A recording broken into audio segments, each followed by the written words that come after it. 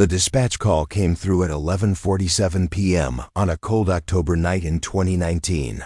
Officer Michael Davis had been patrolling the quiet streets of Millbrook County for 8 years, and he thought he'd seen everything this small Minnesota town had to offer.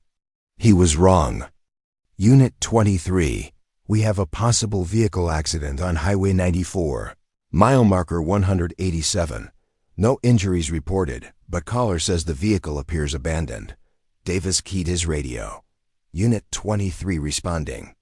8:05 minutes. The highway stretched empty before him, illuminated only by his headlights cutting through the darkness.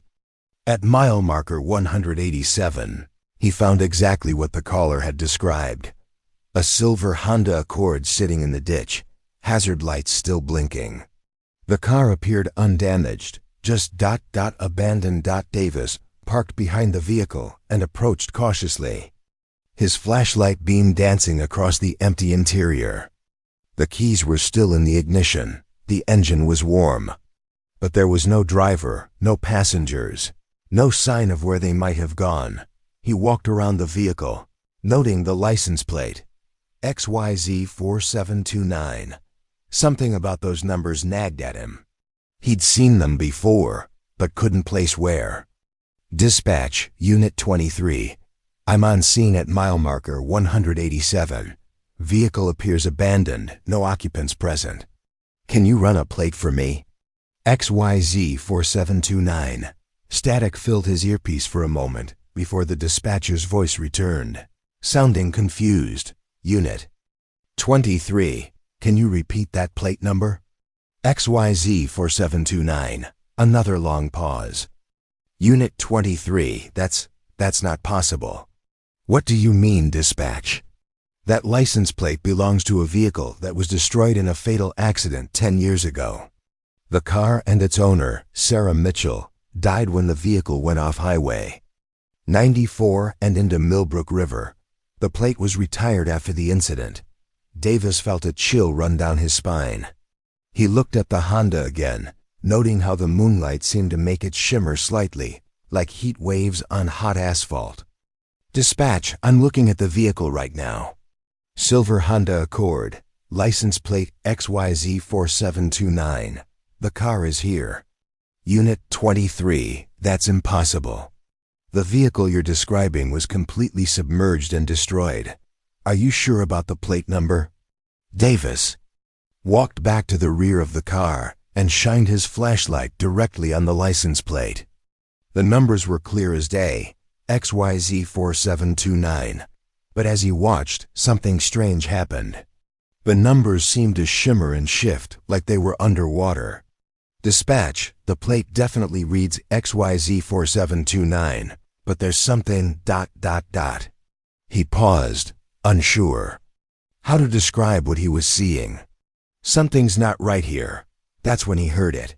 A sound coming from inside the car. Not exactly music, but a low humming, like a radio tuned between stations.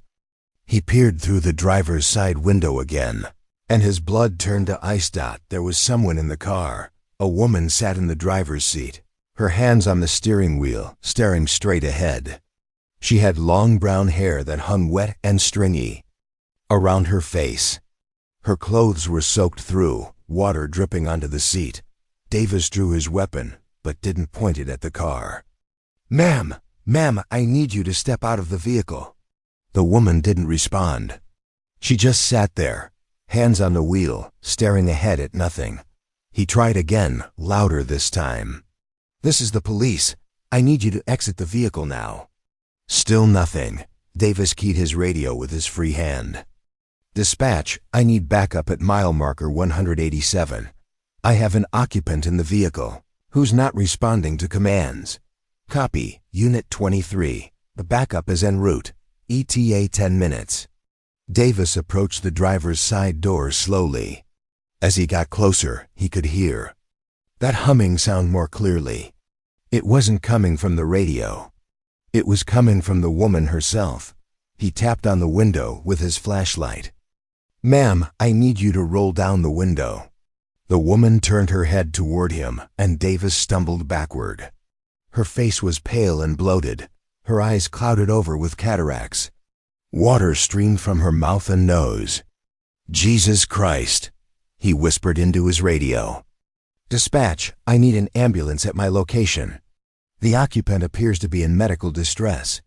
But even as he said it, he knew no ambulance could help this woman. Because unless he was losing his mind, the woman sitting in that car was Sarah Mitchell, the woman who had died 10 years ago when her car went into Millbrook River. The woman's lips moved, and Davis could barely make out what she was saying through the glass. "Find me." "Dispatch," Davis said, his voice shaking now. "I need you to pull the file on Sarah Mitchell, the woman who died in the car accident 10 years ago. I need to know exactly where her car went into the river. Unit 23, why do you need that information?" Davis stared at the woman in the car, who was now looking directly at him. Her mouth moved again. "Find me. Because I think we never found her body." There was a long silence on the radio before dispatch came back. Unit 23, according to Kochming. The file, Sarah Mitchell's body was never recovered. The car was pulled from the river, but the body was presumed to have been washed downstream. The case was closed after a 3-week search turned up nothing. Davis felt the world tilt around him. The woman in the car raised her hand and pressed it against the window. Her palm left a wet print on the glass. "Dispatch, this vehicle. This can't be right. This car was completely destroyed in an accident 10 years ago." The woman's mouth opened wider now, and instead of words, water began pouring out, streaming down her chin and onto her lap, but her eyes never left Davis's face. "Find me," she mouthed. Again, and this time Davis heard it clearly, even through the closed window. That's when the car's engine started. Davis jumped back as the Honda's lights flicked on, illuminating the ditch and the surrounding trees. The woman's hands gripped the steering wheel tighter, and the car began to roll forward, tires spinning in the soft earth of the ditch. "Dispatch, the vehicle is moving. The suspect is attempting to flee." But the car wasn't heading for the road. It was moving toward the tree line, toward the dark woods that bordered Highway 94. Davis ran after it, his flashlight bouncing wildly as he tried to keep the car in sight. "Unit 23, repeat your last transmission." The Honda crashed through the underbrush, branches scraping against its sides, but it didn't slow down. Davis followed on foot, pushing through thorns and low-hanging branches. Behind him, he could hear sirens approaching, but they seemed distant now, muffled by the thick canopy above. The car came to a stop in a small clearing, about 50 yards into the woods. Davis approached cautiously, his weapon drawn but his hands shaking. The Honda sat motionless, its headlights still on, illuminating the trees ahead. The driver's side door was open now, swaying gently in the night breeze. The woman was gone. Davis keyed his radio. "Dispatch, the suspect has fled on foot. Into the woods south of mile marker 187. I'm in pursuit." But there was no response from dispatch. Only static. He tried again. "Dispatch, Unit 23, you copy?" Still nothing. Davis looked around the clearing, his flashlight beam cutting through the darkness. That's when he saw it, a path leading deeper into the woods. It wasn't a hiking trail or a deer path. It was something else entirely. The ground was worn smooth, as if thousands of feet had walked this way over many years. Against his better judgment, Davis followed the path. The trees grew thicker as he walked, their branches forming a canopy so dense that no moonlight could penetrate. His flashlight provided the only illumination, creating a small circle of visibility in the overwhelming darkness. After what felt like hours, but was probably only minutes, the path ended at the edge of a steep embankment. Below, Davis could hear the sound of running water. He was at Millbrook River. He shined his light down the embankment and saw something that made his heart stop. There, partially submerged in the shallow water, was another car. This one was older, more corroded. Covered in river weeds and algae. It was a Honda Accord with the license plate XYZ4729, the real one. What the hell? Davis whispered. That's when he heard footsteps behind him. He spun around, his flashlight beam sweeping across the trees, but he saw nothing. The footsteps continued, though, getting closer. Multiple sets of footsteps, all moving in perfect synchronization. Davis backed toward the embankment, his radio crackling with static. He tried once more to reach dispatch. This is Unit 23. I need immediate backup at my location. Officer needs assistance. The static cleared for a moment, and he heard a voice. But it wasn't dispatch. Find me. It was the woman from the car. Davis looked around wildly, his flashlight beam dancing across the trees. Where are you? Show yourself.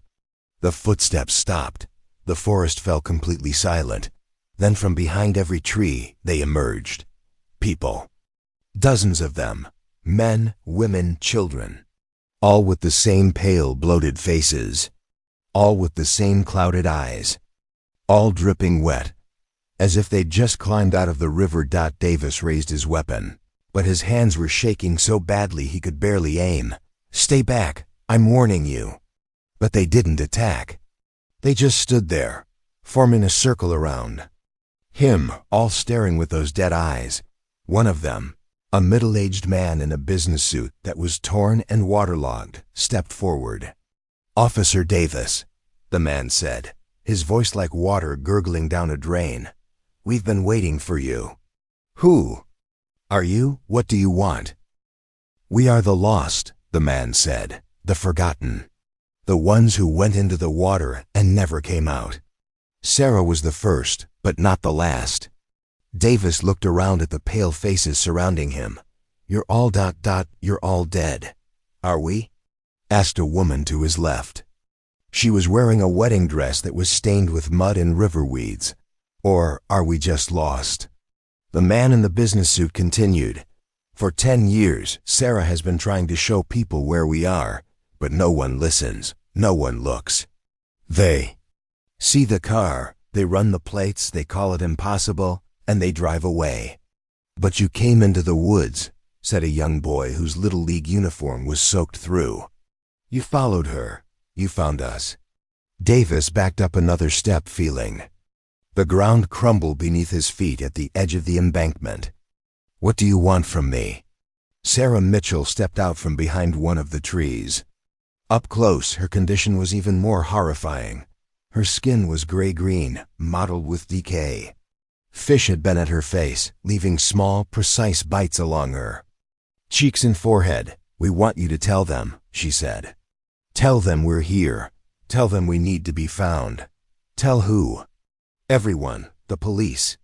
The families. The people who love us and think we're gone forever. Davis shook his head. No one will believe me. They'll think I'm crazy. Then show them, Sarah said, extending her hand toward him. Come with us. Be one of us. Help us call to others. The circle of dead people began to close in around Davis. He could smell them now, the stench of river water and decay filling his nostrils. No, he said, raising his weapon again. Stay back. He fired 3 shots into the air, hoping the sound would carry back to the road, alert his backup. But the shots seemed muffled by the thick trees, swallowed by the darkness. Shooting won't help, said the man in the business suit. We're already dead, remember? Davis turned and looked down at the river below. It was maybe a 20-foot drop to the water, if he could make it to the other side. You can run, Sarah said, reading his thoughts. But we'll follow you. We followed you here, didn't we? We'll follow you home. We'll follow you to work. We'll follow you everywhere until you help us. Davis closed his eyes, trying to think. His radio crackled again, and this time he heard what sounded like dispatch. Unit 23. What's your status? Backup is on scene at mile marker 187, but we don't see your vehicle. Hope flared in his chest. His backup was here. If he could just get back to the road. He opened his eyes and saw that the circle of dead people had moved closer. Much closer. He could reach out and touch them now. One more chance, Sarah said. Help us or join us. Davis made his decision. He turned and jumped. The fall seemed to last forever. He hit the cold water of Millbrook River with a splash that echoed off the embankment walls. The current was stronger than he'd expected, and it swept him downstream immediately. Behind him he could hear them calling, "Find us! Find us!" Davis fought against the current, trying to swim toward the opposite bank.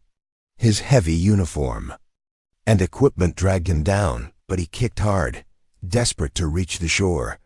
He made it to the shallows on the far side and dragged himself onto a muddy bank, gasping and shivering.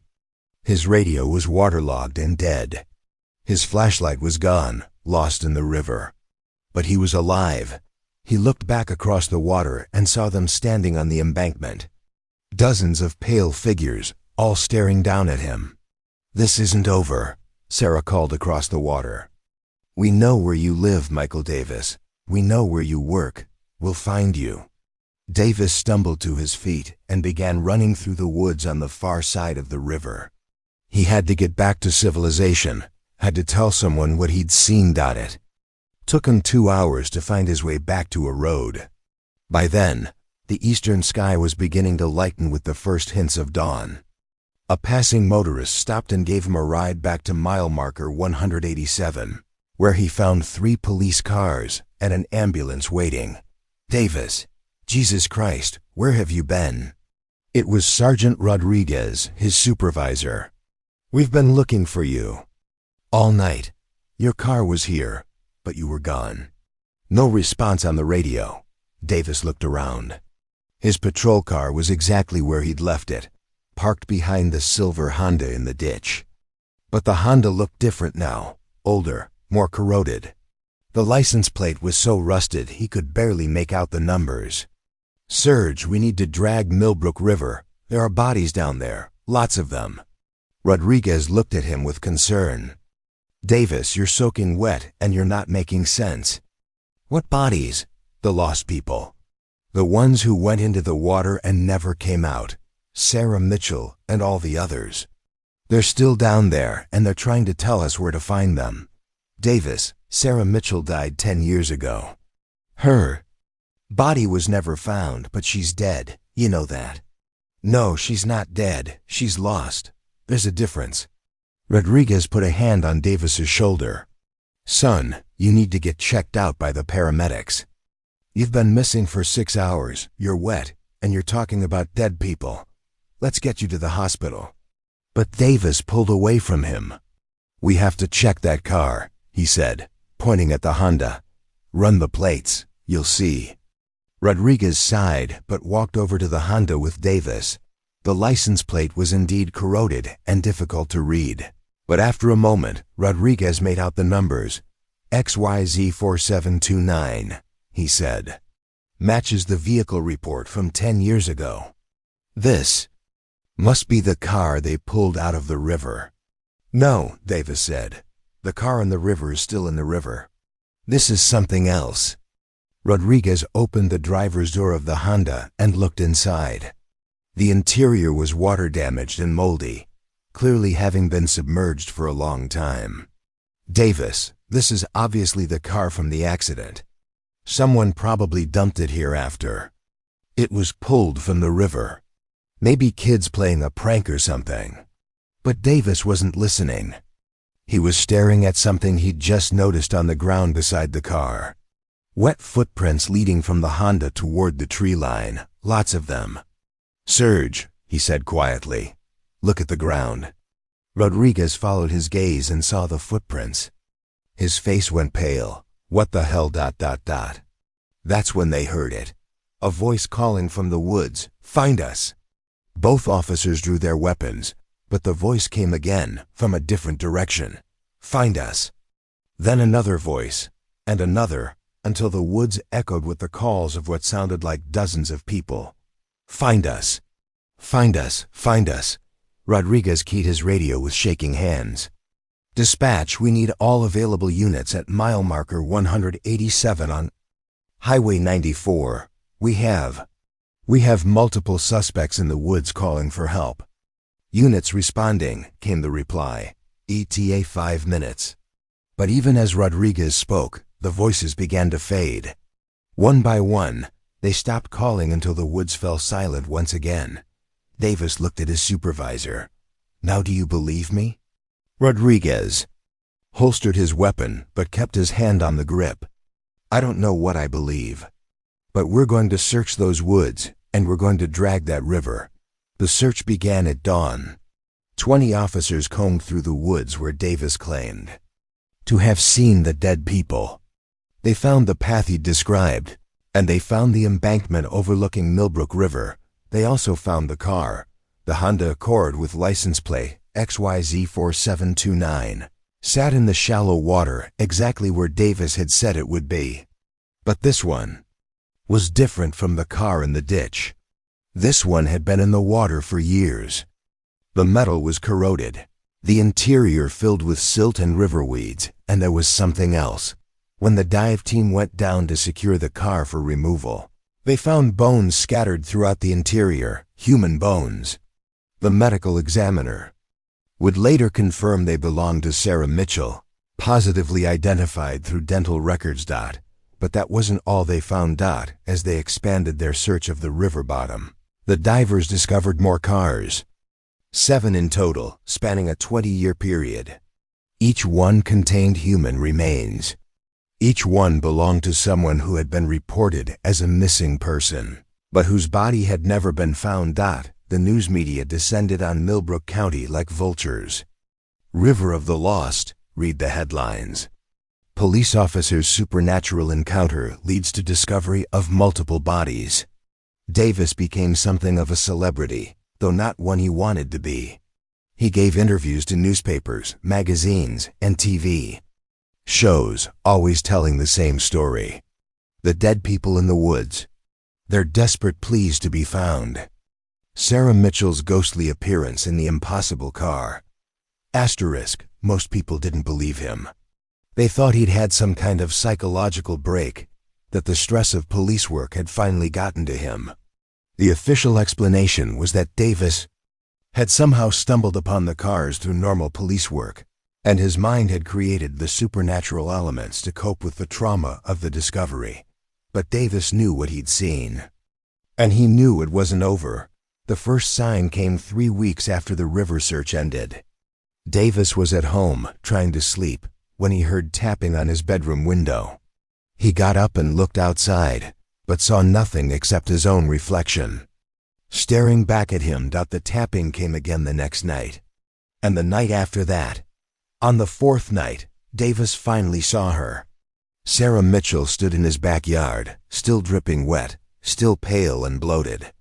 She pressed her hand against the glass and mouthed the words, "Thank you." Then she was gone, but others came to replace her. The man in the business suit appeared in Davis's kitchen one morning, standing by the refrigerator as if he belonged there.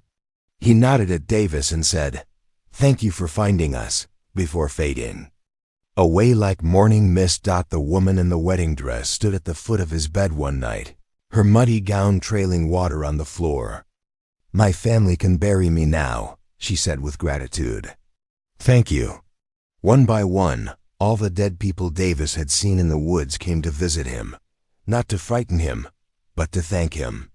Each one appeared just once, said their piece, and then moved on to wherever it is that grateful spirits go. The visit stopped after a month, and Davis thought it was over. He was wrong.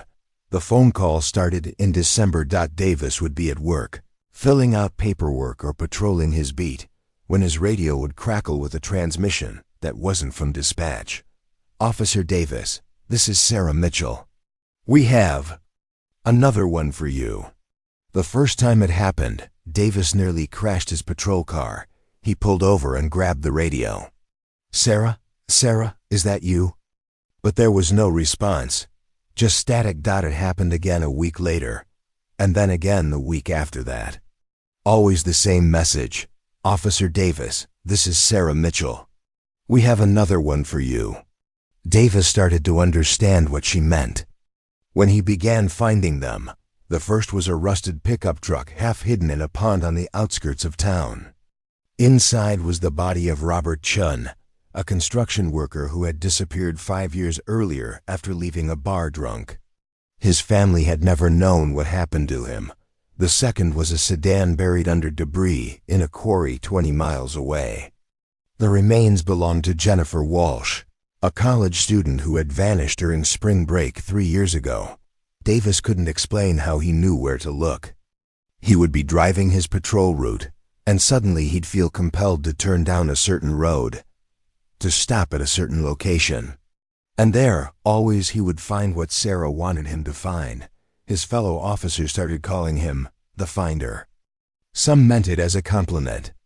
Others whispered that he was somehow involved in the disappearances, that he couldn't possibly be finding these bodies by accident. Internal Affairs opened an investigation, but it went nowhere. There was no evidence that Davis had committed any crimes. There was no logical explanation for his success in finding the missing persons. He just knew. Over the course of 2 years, Davis found 37 bodies. Drowning victims mostly, but also people who had died in car accidents in remote locations, hikers who had fallen into ravines, even a few murder victims whose killers had thought they'd hidden the evidence well enough that each discovery was preceded by the same radio transmission. Officer Davis, this is Sarah Mitchell. We have another one for you. And each time, Davis would feel that strange compulsion to drive to a specific location and look for something that shouldn't be there. The media attention intensified. Davis was invited to appear on talk shows, to consult with police departments in other states, to write a book about his experiences. He turned down all of these offers. He didn't want fame. He just wanted to help the lost find their way home.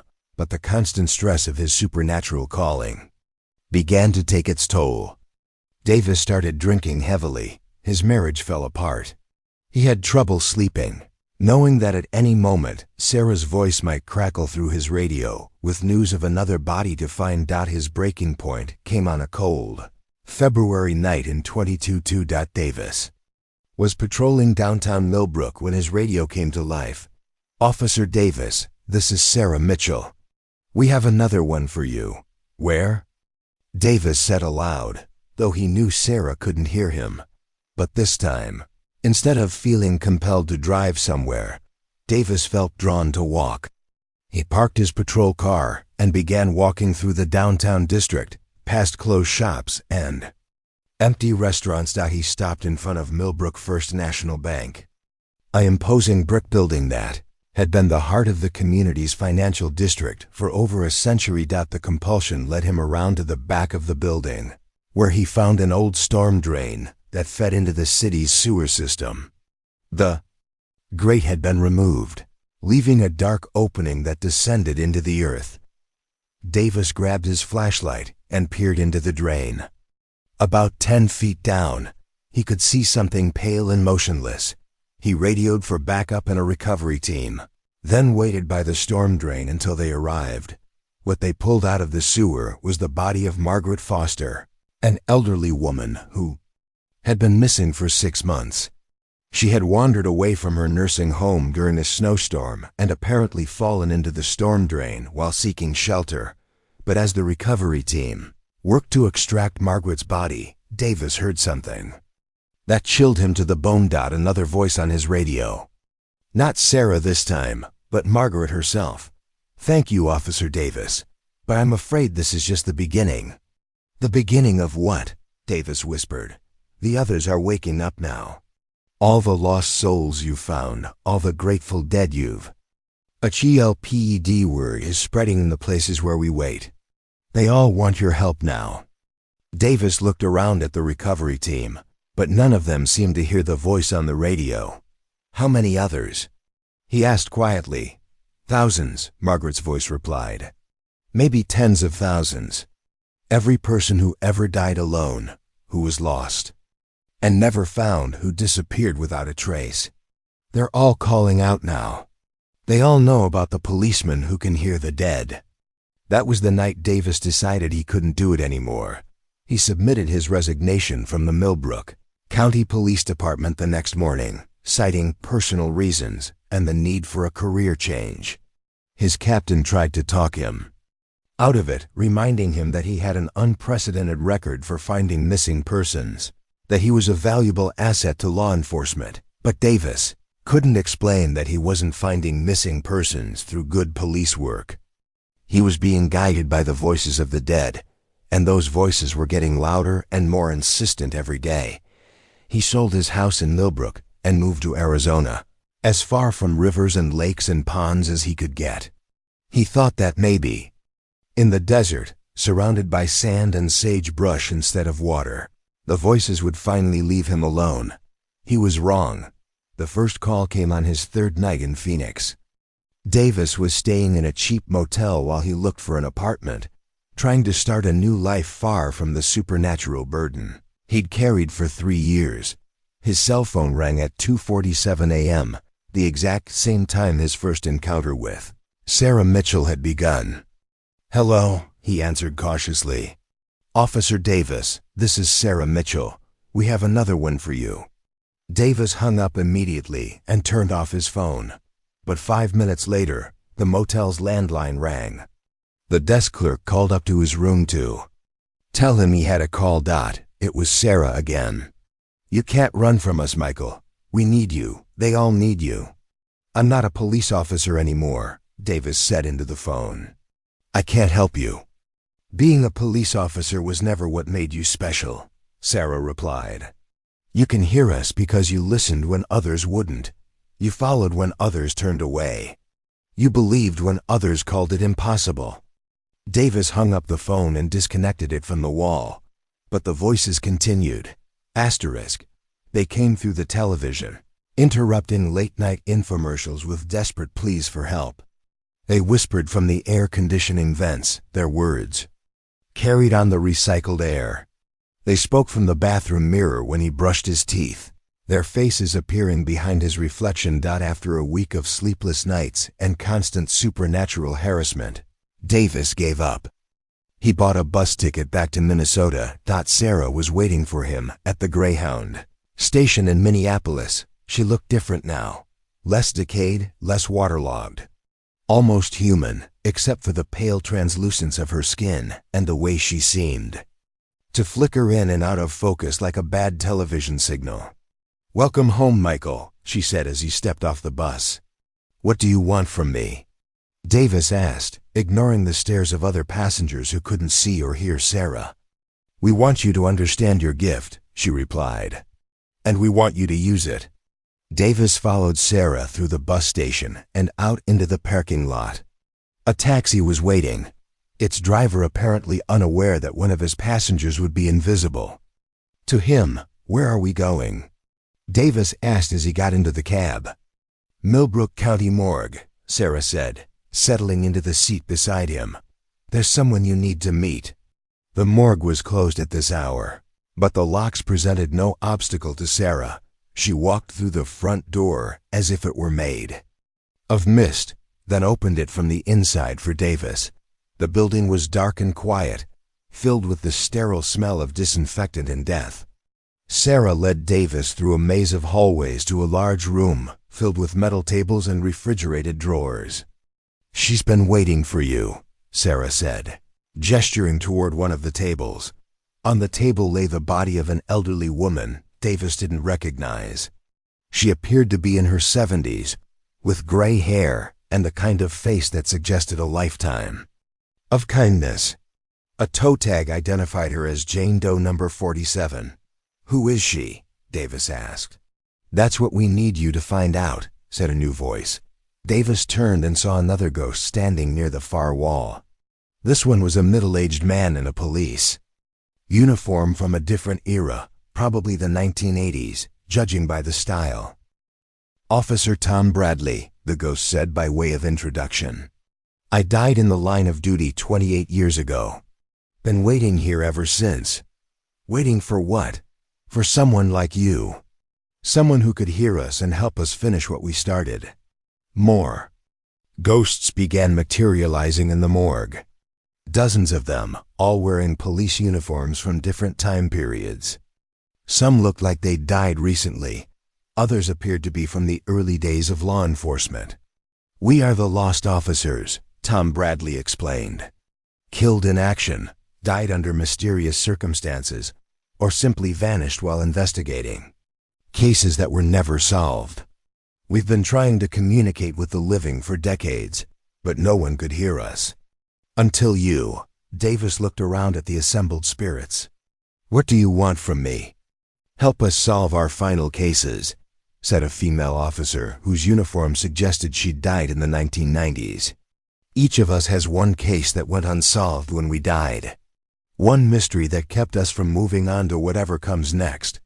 Sarah stepped forward. "My case was simple. I just needed someone to find my body so my family could have closure. You did that, and I was free to move on. But I chose to stay behind to help coordinate the others." "How many others are there?" Davis asked. Tom Bradley smiled grimly. "Every police officer who ever died with an unsolved case becomes one of us. We're talking about hundreds of ghosts spanning more than a century of law enforcement." Davis sat down heavily in a chair near one of the examination tables. "I can't solve hundreds of cases. I'm just one person." "We're not asking you to solve them all at once," Sarah said gently. "Just one at a time. Starting with Jane Doe number 47. Davis looked at the body on the table. "What's special about her?" Tom Bradley walked over to stand beside the examination table. "She was found 3 days ago in Millbrook Park, apparently dead from exposure. No identification. No one reported her missing. The coroner ruled it death by natural causes, probably hypothermia. But there's more to the story," added the female officer. "She was murdered, poisoned. The killer made it look like she froze to death, but she was actually killed somewhere else and then dumped in the park." Davis stood up and approached the body. "How do you know this?" "Because we can see what the living can't," Tom Bradley replied. "We can see the truth that death reveals. This woman was killed by someone she trusted, someone who convinced her to meet him in a remote location. He poisoned her coffee, then transported her body to the park to make it look like she died of exposure. Who killed her? That's what we need you to find out," Sarah said. "We can see the crime, but we can't identify the killer. That requires investigating in the world of the living." Davis examined the body more closely. Jane Doe number 47 looked peaceful, as if she'd simply fallen asleep. But now that the ghost had pointed it out, he could see subtle signs that something was wrong. Her fingernails had a bluish tint that didn't match hypothermia. Her lips were discolored in a way that suggested poisoning. "Why should I trust you?" Davis asked. "How do I know you're telling the truth?" Tom Bradley looked hurt. "Michael, we're police officers. Even in death, we're sworn to serve and protect. We would never lie about a murder, but you're also dead. Maybe death has changed you. Maybe you're not the same people you were when you were alive." Sarah stepped closer to Davis, and he could feel the cold radiating from her ghostly form. "There's only one way to find out," she said. "Help us solve this case. If we're lying, if we're trying to manipulate you for some evil purpose, you'll discover it quickly enough. But if we're telling the truth, an innocent woman will get justice and a killer will be caught." Davis stared at Jane Doe number 47's peaceful face and made his decision. "What do I need to do?" Tom Bradley smiled. "First, we need to identify her. We can help with that." The ghost pointed toward a nearby computer terminal. "Check the missing persons reports from Milwaukee. Look for a woman named Margaret Wilson, age 71, reported missing by her daughter 5 days ago." Davis turned on the computer and logged into the missing persons database using login credentials that Tom Bradley somehow knew. Sure enough, there was a report for Margaret Wilson. The photograph matched Jane Doe number 47 perfectly. "How did you know that?" Davis asked. "We told you," the female officer replied. "We can see connections that the living miss." Margaret Wilson was lured to Millbrook by someone she met online, a man who claimed to be a distant relative researching family genealogy. Davis printed out Margaret's missing person report and studied the details. She was a widow, lived alone, had limited contact with her only daughter who lived in California. The perfect target for someone preying on lonely elderly people. "What's the killer's motive?" Davis asked. Tom Bradley gestured for Davis to follow him to another part of the morgue. Margaret Wilson had a substantial life insurance policy, $200,000. She also owned her home outright and had significant savings. Someone found out about her assets and decided to help himself. They stopped beside another examination table, this one empty. But as Davis watched, a ghostly figure began to materialize on the table. It was Margaret Wilson herself, looking exactly as she had in life, warm, grandmotherly, trusting. "Hello, Officer Davis," Margaret's spirit said softly. "Thank you for trying to help me. Margaret, can you tell me what happened to you?"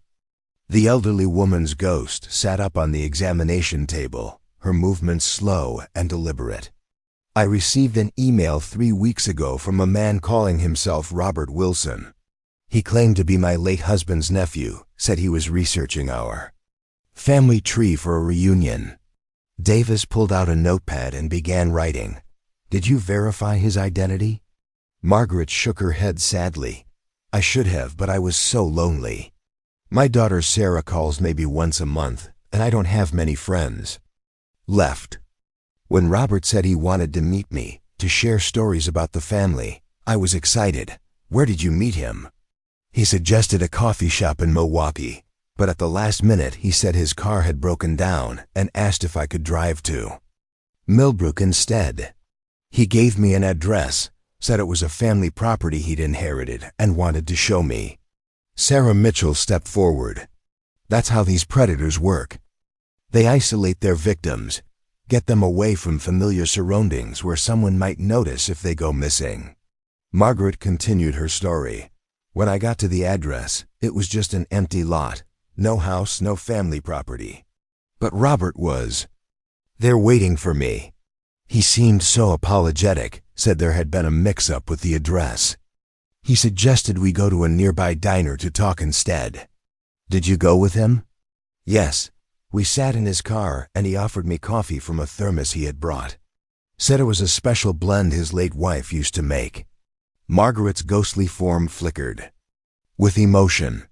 "I should have known something was wrong when I started feeling dizzy after just a few sips." Davis looked up from his notepad. "Do you remember what he looked like?" "Average height, maybe 60 years old. Thinning brown hair, glasses. He had kind eyes, or at least they seemed kind at the time. He wore a wedding ring and talked about his late wife with such sadness. I believed he was grieving, just like I was." Tom Bradley interjected. "Margaret, can you remember anything else about him? His car, his voice, any distinctive features?" The elderly woman's spirit closed her eyes in concentration. "His car was dark blue, maybe a sedan. There was a parking permit hanging from the rearview mirror, something with the word hospital on it. And his hands. His hands were very clean, like he worked indoors. No calluses or scars." Davis wrote down every detail. "What happened after you drank the coffee?" "Everything became fuzzy. I remember him helping me out of the car, saying he was taking me to get medical help. But instead of a hospital, we went to some kind of warehouse or storage facility. I was too weak to resist." Margaret's ghost began to fade slightly, as if the effort of remembering was draining her spiritual energy. "He kept me there for 2 days, waiting for me to die. He would check on me periodically, always very polite, very apologetic. He said the poison would be quick and painless, that it would look like I had simply died in my sleep." "Then why were you found in the park?" "On the second day, I wasn't dying fast enough for his liking. He got impatient. He carried me to his car and drove to Millbrook Park. Left me on a bench and drove away, thinking the cold would finish what the poison had started.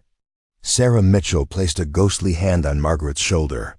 But you held on long enough to be found. That's why. We can help Officer Davis catch your killer. Davis closed his notepad. Do you know where this warehouse is? Could you lead me there? Margaret nodded. I can try. But Officer Davis, there's something else you need to know. What? Asterisk. I wasn't his first victim. While I was dying in that warehouse, I could hear him on the phone with someone. He was talking about the others and how the operation was expanding.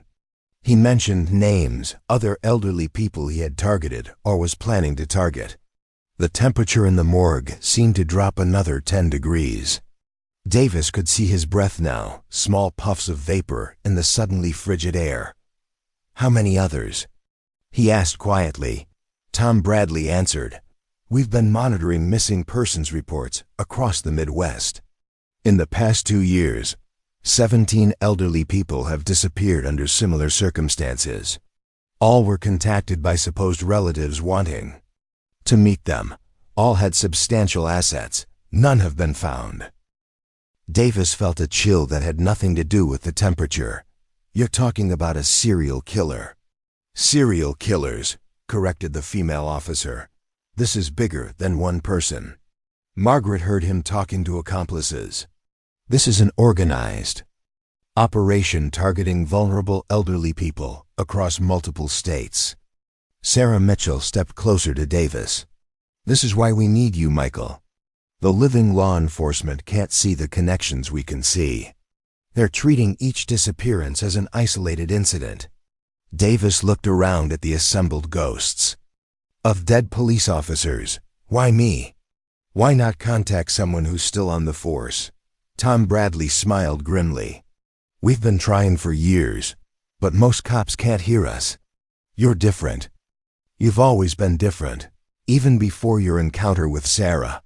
You're what we call a bridge, someone who exists partially in both worlds. What does that mean? It means you died once, Michael. Just for a few seconds, but you died. Davis stared at the ghost. I've never died. Car accident when you were 12, Tom Bradley continued. You were clinically dead for 43 seconds before the paramedics got you back. That brief taste of death opened a door in your mind that can never be completely closed. The memory came flooding back. Davis had repressed it for years, but now he remembered. The family vacation, the drunk driver who ran the red light, the sound of twisting metal and breaking glass. He'd been in a coma for a week, and when he woke up, he'd been different. More sensitive to things others couldn't see or hear. That's why you became a police officer, Sarah said gently. You were drawn to help the lost and the forgotten because you understand what it feels like to be caught between worlds. Davis sat down heavily in a nearby chair. The weight of revelation was almost too much to bear. So what happens now? Do I go back to being a cop? You never stopped being a cop, Tom Bradley replied. You just became a different kind of cop. One who serves both the living and the dead. Margaret Wilson's ghost stood up from the examination table. Officer Davis, will you help me find justice? Davis looked at the elderly woman's spirit, seeing the hope and trust in her ghostly eyes. It was the same look he'd seen in countless victims' faces during his years in law enforcement, the belief that someone would care enough to seek the truth. Yes, he said finally. I'll help you. Margaret smiled, and for a moment her ghostly form seemed to glow with an inner light. Thank you. Now let me show you where he kept me. The warehouse was located in an industrial district on the outskirts of Milwaukee, about an hour's drive from Millbrook. Davis made the trip in his personal car, with Margaret's ghost providing directions from the passenger seat. Turn left here, she said as they approached a cluster of storage facilities and shipping warehouses. It's the third building on the right, the one with the green metal siding. Davis parked across the street and studied the building. It looked abandoned, with broken windows and weeds growing through cracks in the parking lot. But Margaret pointed to a side entrance that appeared to be in better condition. "That's where he brought me in," she said. "There's an office area in the back where he kept me while I was dying." Davis called Sergeant Rodriguez, his former supervisor at the Millbrook County Police Department. Despite Davis's resignation, Rodriguez had remained a friend and ally. "Mike, what's going on? I haven't heard from you since you moved to Arizona. I'm back and I need a favor.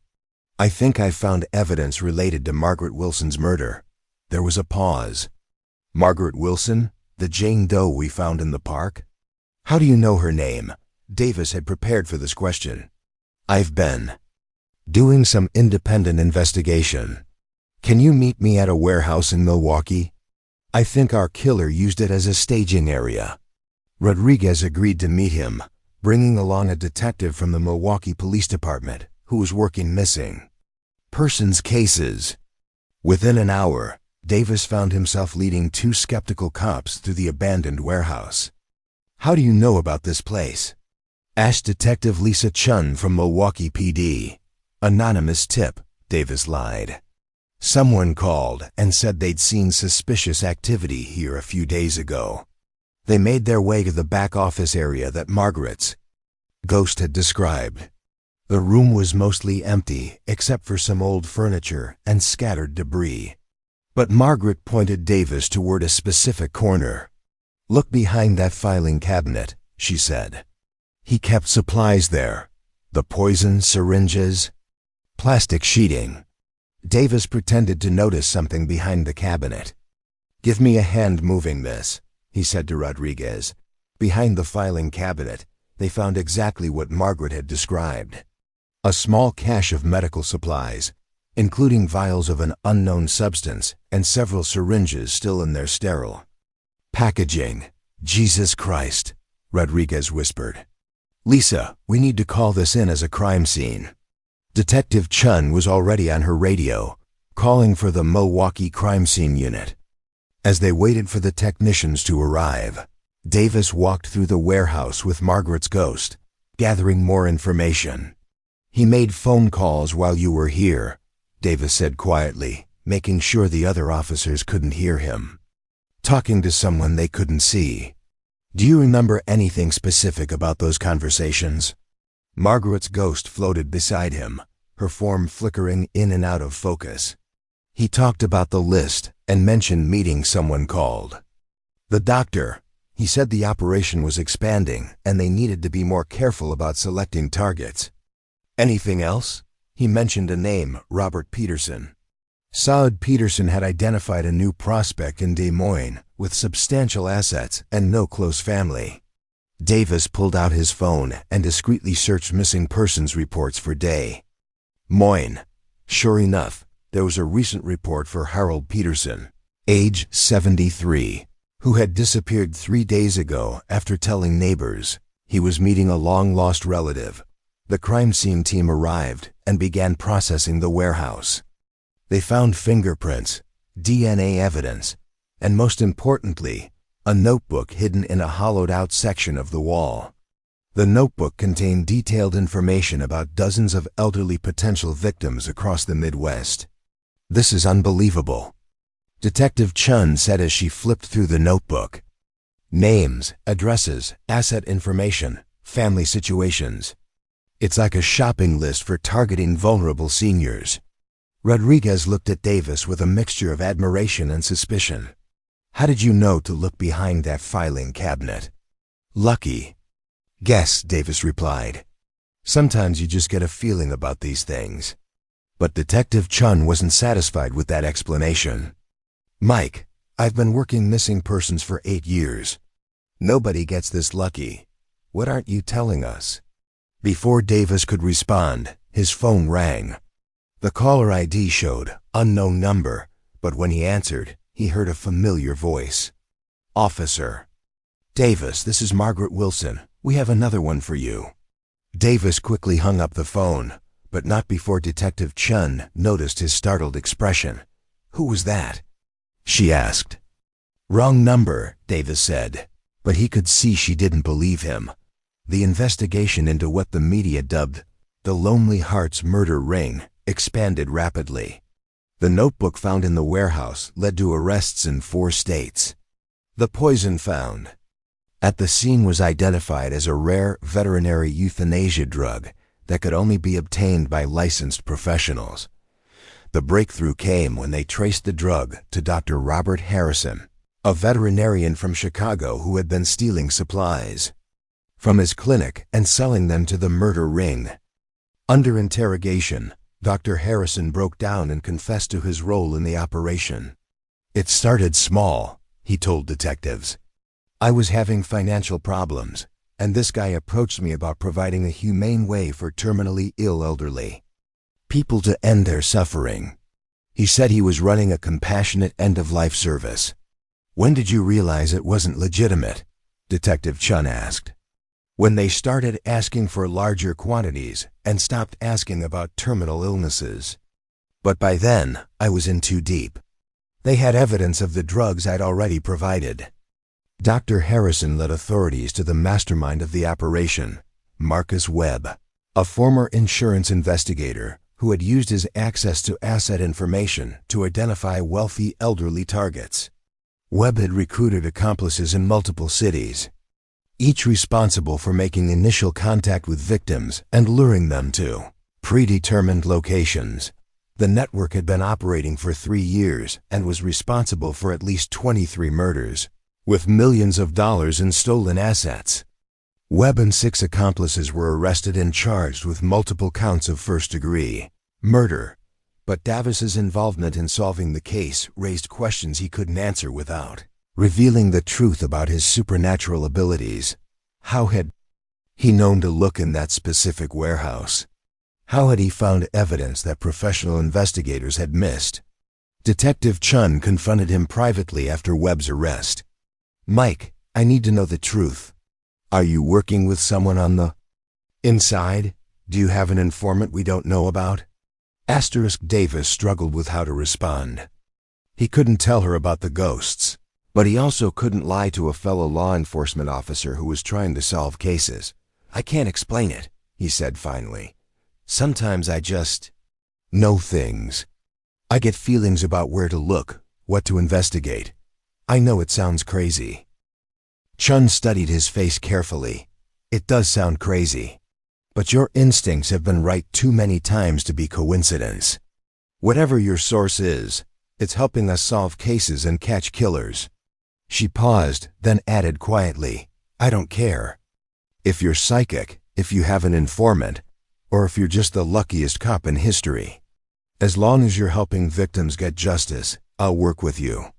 Davis felt a wave of relief.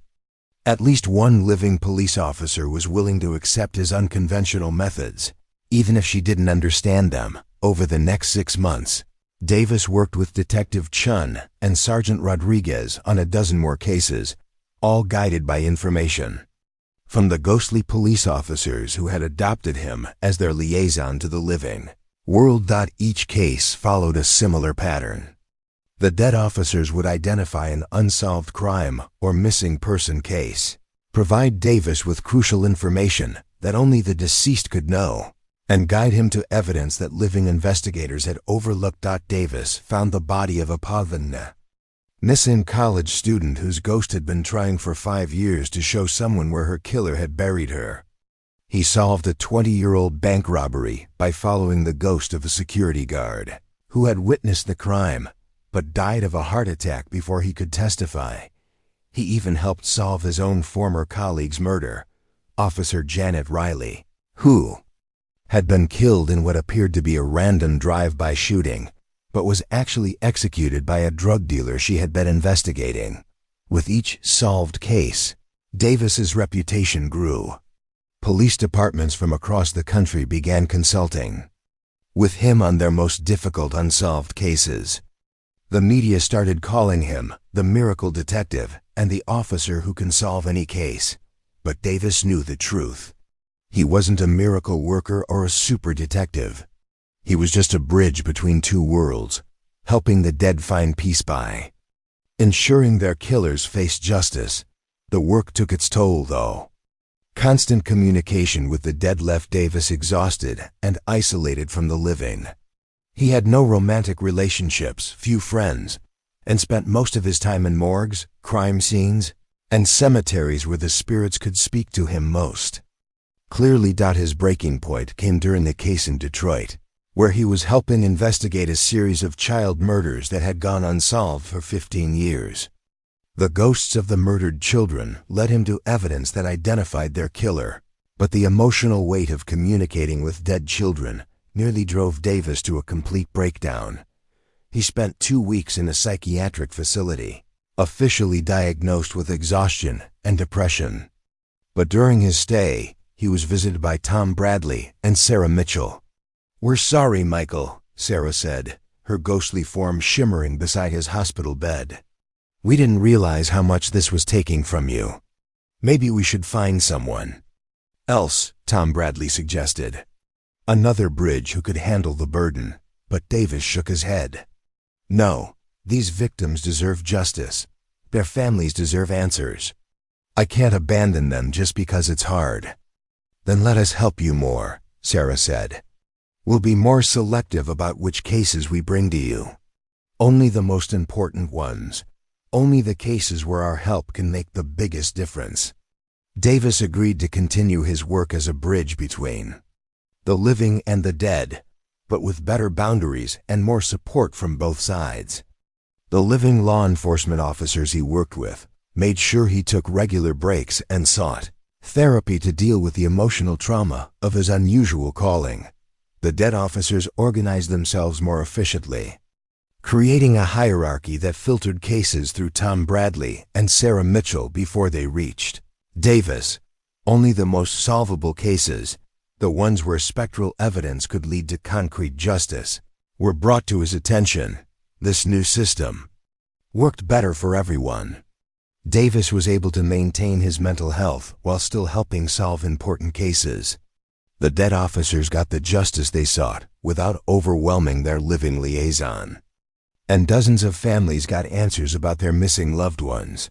But there was one case that would test the limits of this system. One investigation that would force Davis to confront the darkest aspects of his supernatural calling. It started with a ghost Davis had never seen before. He was in his apartment in Minneapolis, reviewing files for a missing person case in St. Paul, when a new spirit materialized in his living room. This ghost was different from the others, younger, wearing civilian clothes instead of a police uniform, and radiating an aura of desperate urgency. "Officer Davis," the ghost said, "I need your help." Davis looked up from his files. "I'm sorry, but I only work with law enforcement spirits. If you're a victim, you need to contact the proper authorities through the usual channels." The ghost stepped closer, and Davis could see that he appeared to be in his early 30s, wearing a business suit that was torn and blood-stained. "You don't understand," the ghost said. "I am law enforcement. Or I was FBI Special Agent Robert Kim. I was working undercover when I was killed." Davis set down his files and gave the ghost his full attention. "Killed how?" "Murdered by the same people. I was investigating. But here's the problem. My death was covered up. Officially, I'm listed as missing and presumed dead. My body was never found because it was destroyed. The FBI thinks I went rogue and disappeared." This was a new situation for Davis, all of his. Previous cases had involved crimes that were officially recognized. Working a case where law enforcement didn't even know a crime had been committed would be much more difficult. "What were you investigating?" Davis asked. Agent Kim's ghost sat down in a chair across from Davis. "A human trafficking operation. Young women being brought into the country illegally and forced into prostitution.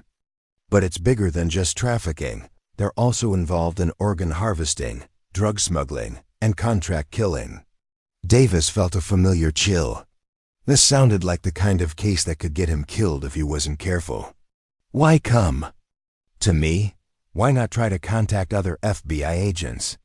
"Because the operation has people inside the FBI. My own handler was the one who set me up to be killed. I can't trust anyone in federal law enforcement."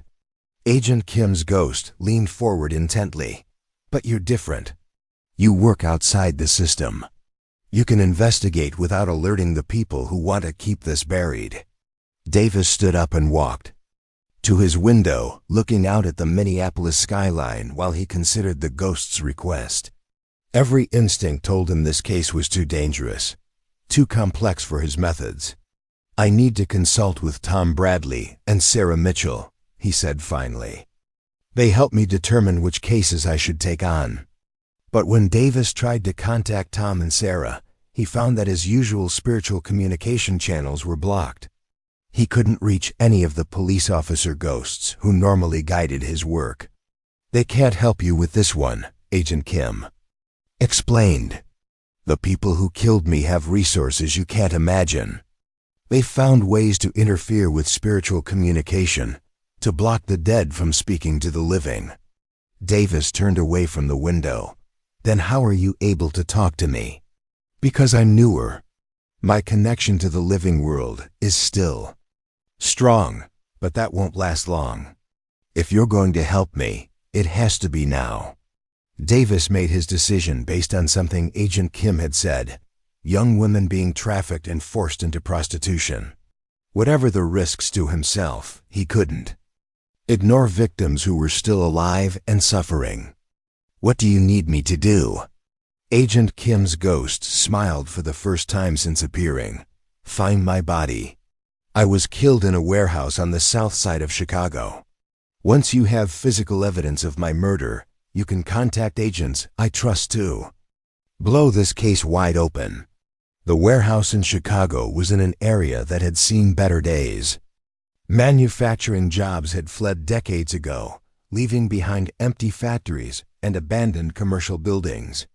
Agent Kim's ghost guided Davis to a nondescript structure that looked identical to dozens of others in the industrial district. "Third floor," Kim's ghost said as they approached the building. "They kept me there for 3 days before they killed me." Davis had driven to Chicago alone, not wanting to involve Detective Chun or Sergeant Rodriguez in what could be a federal case with dangerous implications. He picked the lock on a side door and made his way through the dark building with only a flashlight to guide him. The warehouse was a maze of empty rooms and corridors. Some areas showed signs of recent use: fresh tire tracks, cigarette butts, fast food containers. But most of the building felt abandoned, filled with the musty smell of decay and neglect. On the 3rd floor, Agent Kim led Davis to a room that had been converted into a makeshift prison cell. Heavy chains were bolted to the walls, and dark stains on the concrete floor suggested violence had occurred here. "This is where they kept me," Kim's ghost said quietly. "And where they kept the girls they trafficked."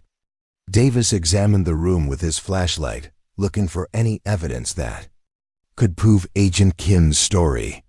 In one corner, he found something that made his blood run cold: children's clothing, torn and bloodstained. "How young?" Davis asked, though he wasn't sure he wanted to know the answer. "Some were barely teenagers," Kim replied.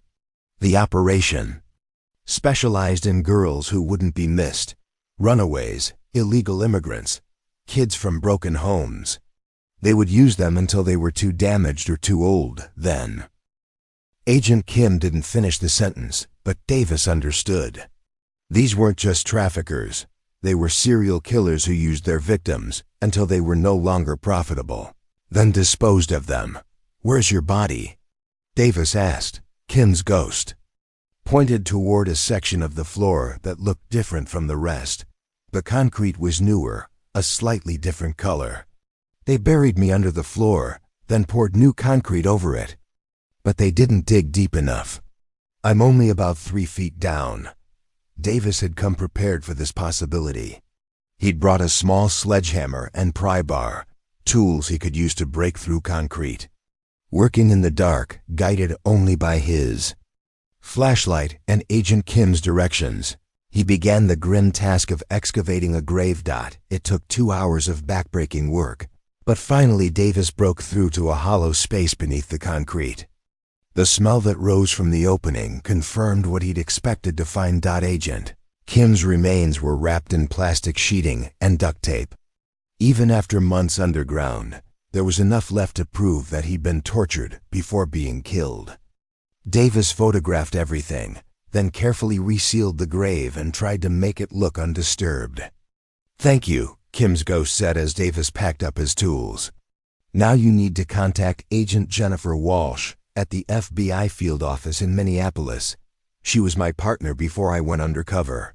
She's one of the few people I trust completely." Davis nodded, but as he turned to leave, he heard something that stopped him cold. Voices coming from somewhere else in the building. He quickly turned off his flashlight and moved to the window. In the parking lot below, he could see 3 cars that hadn't been there when he arrived. Men in dark suits were getting out of the vehicles, and some of them appeared to be armed. "We need to leave," Agent Kim's ghost said urgently. "Now." But it was too late. Davis could hear footsteps on the stairs, multiple sets coming up fast. He was trapped on the 3rd floor with nowhere to run. "This way," Kim's ghost said, leading Davis toward a freight elevator at the far end of the corridor. "The shaft has a ladder that goes all the way to the basement." Davis pried open the elevator doors and saw that Kim was right. There was a maintenance ladder running down the dark shaft. He grabbed his tools and started climbing down just as he heard the men reaching the 3rd floor. The basement was even darker than the upper floors, filled with the sound of dripping water and scurrying rats. Davis followed Kim's ghost through a maze of storage, rooms and mechanical equipment until they reached a loading dock at the rear of the building. "My car's in the front," Davis whispered. "Too risky," Kim replied. "Those men aren't here by coincidence. Someone told them you were coming." Davis felt a chill that had nothing to do with the basement's temperature. How is that possible? The same way they've been blocking your communication with the other ghosts. They have resources, technology, people in positions of power. This conspiracy goes deeper than you can imagine. They made it out of the building through the loading dock, but Davis had to abandon his car and find another way back to Minneapolis. He spent the next 6 hours on buses and trains, constantly looking over his shoulder and wondering who he could trust. When he finally made it home, Davis found Agent Jennifer Walsh waiting for him in his apartment. She was a woman in her 40s, with short blonde hair and the kind of alert eyes that suggested years of federal law enforcement experience. She was sitting calmly in Davis's living room, apparently unbothered by the fact that she'd broken into his home. "Officer Davis," she said as he entered, "we need to talk." Davis kept his hand on his gun but didn't draw it. "How did you get in here?" "I'm FBI. Breaking and entering is part of the job description." She gestured for him to sit down. "Agent, Kim's ghost contacted you, didn't it?" Davis stared at her in shock. "You can see him too?" "No, but I know he's been trying to find someone who could. Robert was my partner for 3 years. I know him well enough to predict his moves, even after death." Agent Kim's ghost appeared beside Agent Walsh, though she couldn't see him. "She's telling the truth," he told Davis. "Jennifer was the only person I trusted completely when I was alive." Davis sat down across from Agent Walsh. "Agent Kim told me he was murdered by people he was investigating. He said his own handler was involved." Walsh nodded grimly. "Robert was getting close to exposing the trafficking network that has connections throughout federal law enforcement. The night he disappeared, he was supposed to meet with his handler to share what he'd discovered. Instead, he vanished. Do you know who's behind it?" "Some of it.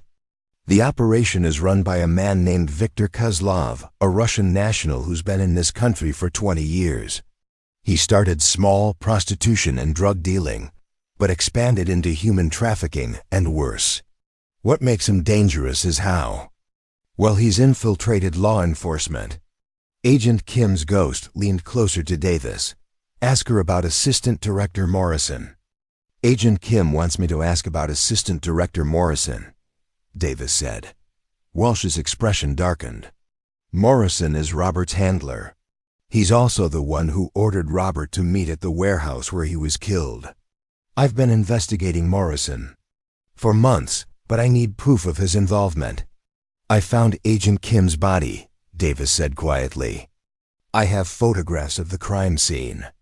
Walsh leaned forward intently. Where? Davis described the warehouse and what he'd found there. As he spoke, he could see the excitement building in Walsh's eyes. That's exactly what we need, she said. Physical evidence of Robert's murder, combined with what I've already gathered about Morrison's connection to Kozlov, should be enough to blow this whole thing open.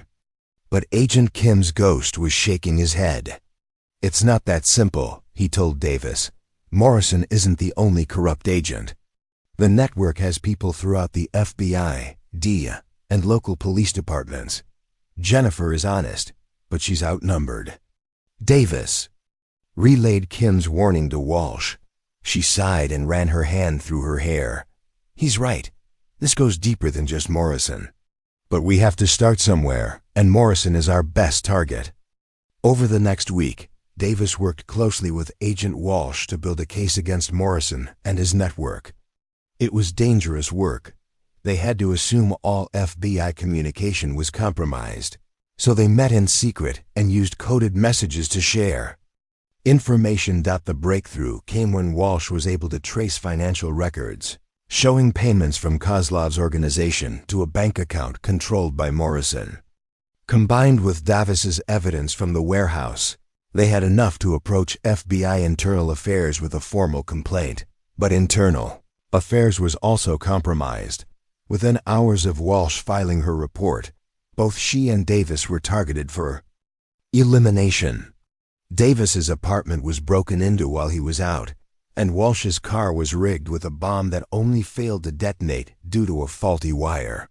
We can't work through official channels, Walsh told Davis as they met in a safe house. She'd prepared. The corruption goes too high up the chain. Agent Kim's ghost appeared beside them, his form flickering with urgency. There's only one way to stop this, he said to Davis. Take it public. Media attention will force them to act. Davis shared Kim's suggestion with Walsh. She nodded thoughtfully. Robert always was smart. If we can get the story to the right journalist, someone with enough credibility and protection to run it without being silenced, ... Do you know someone like that? Walsh smiled for the first time since Davis had met her. As a matter of fact, I do. Sarah Chun was an investigative journalist for the Washington Post who had won Pulitzer Prizes for exposing government corruption.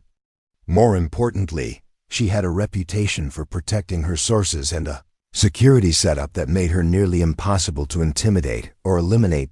Davis and Walsh arranged to meet Chun at a secure location in Washington, D.C. They presented her with everything they'd gathered: photographs from the warehouse, financial records, Agent Kim's background files, and Walsh's own investigation into FBI corruption.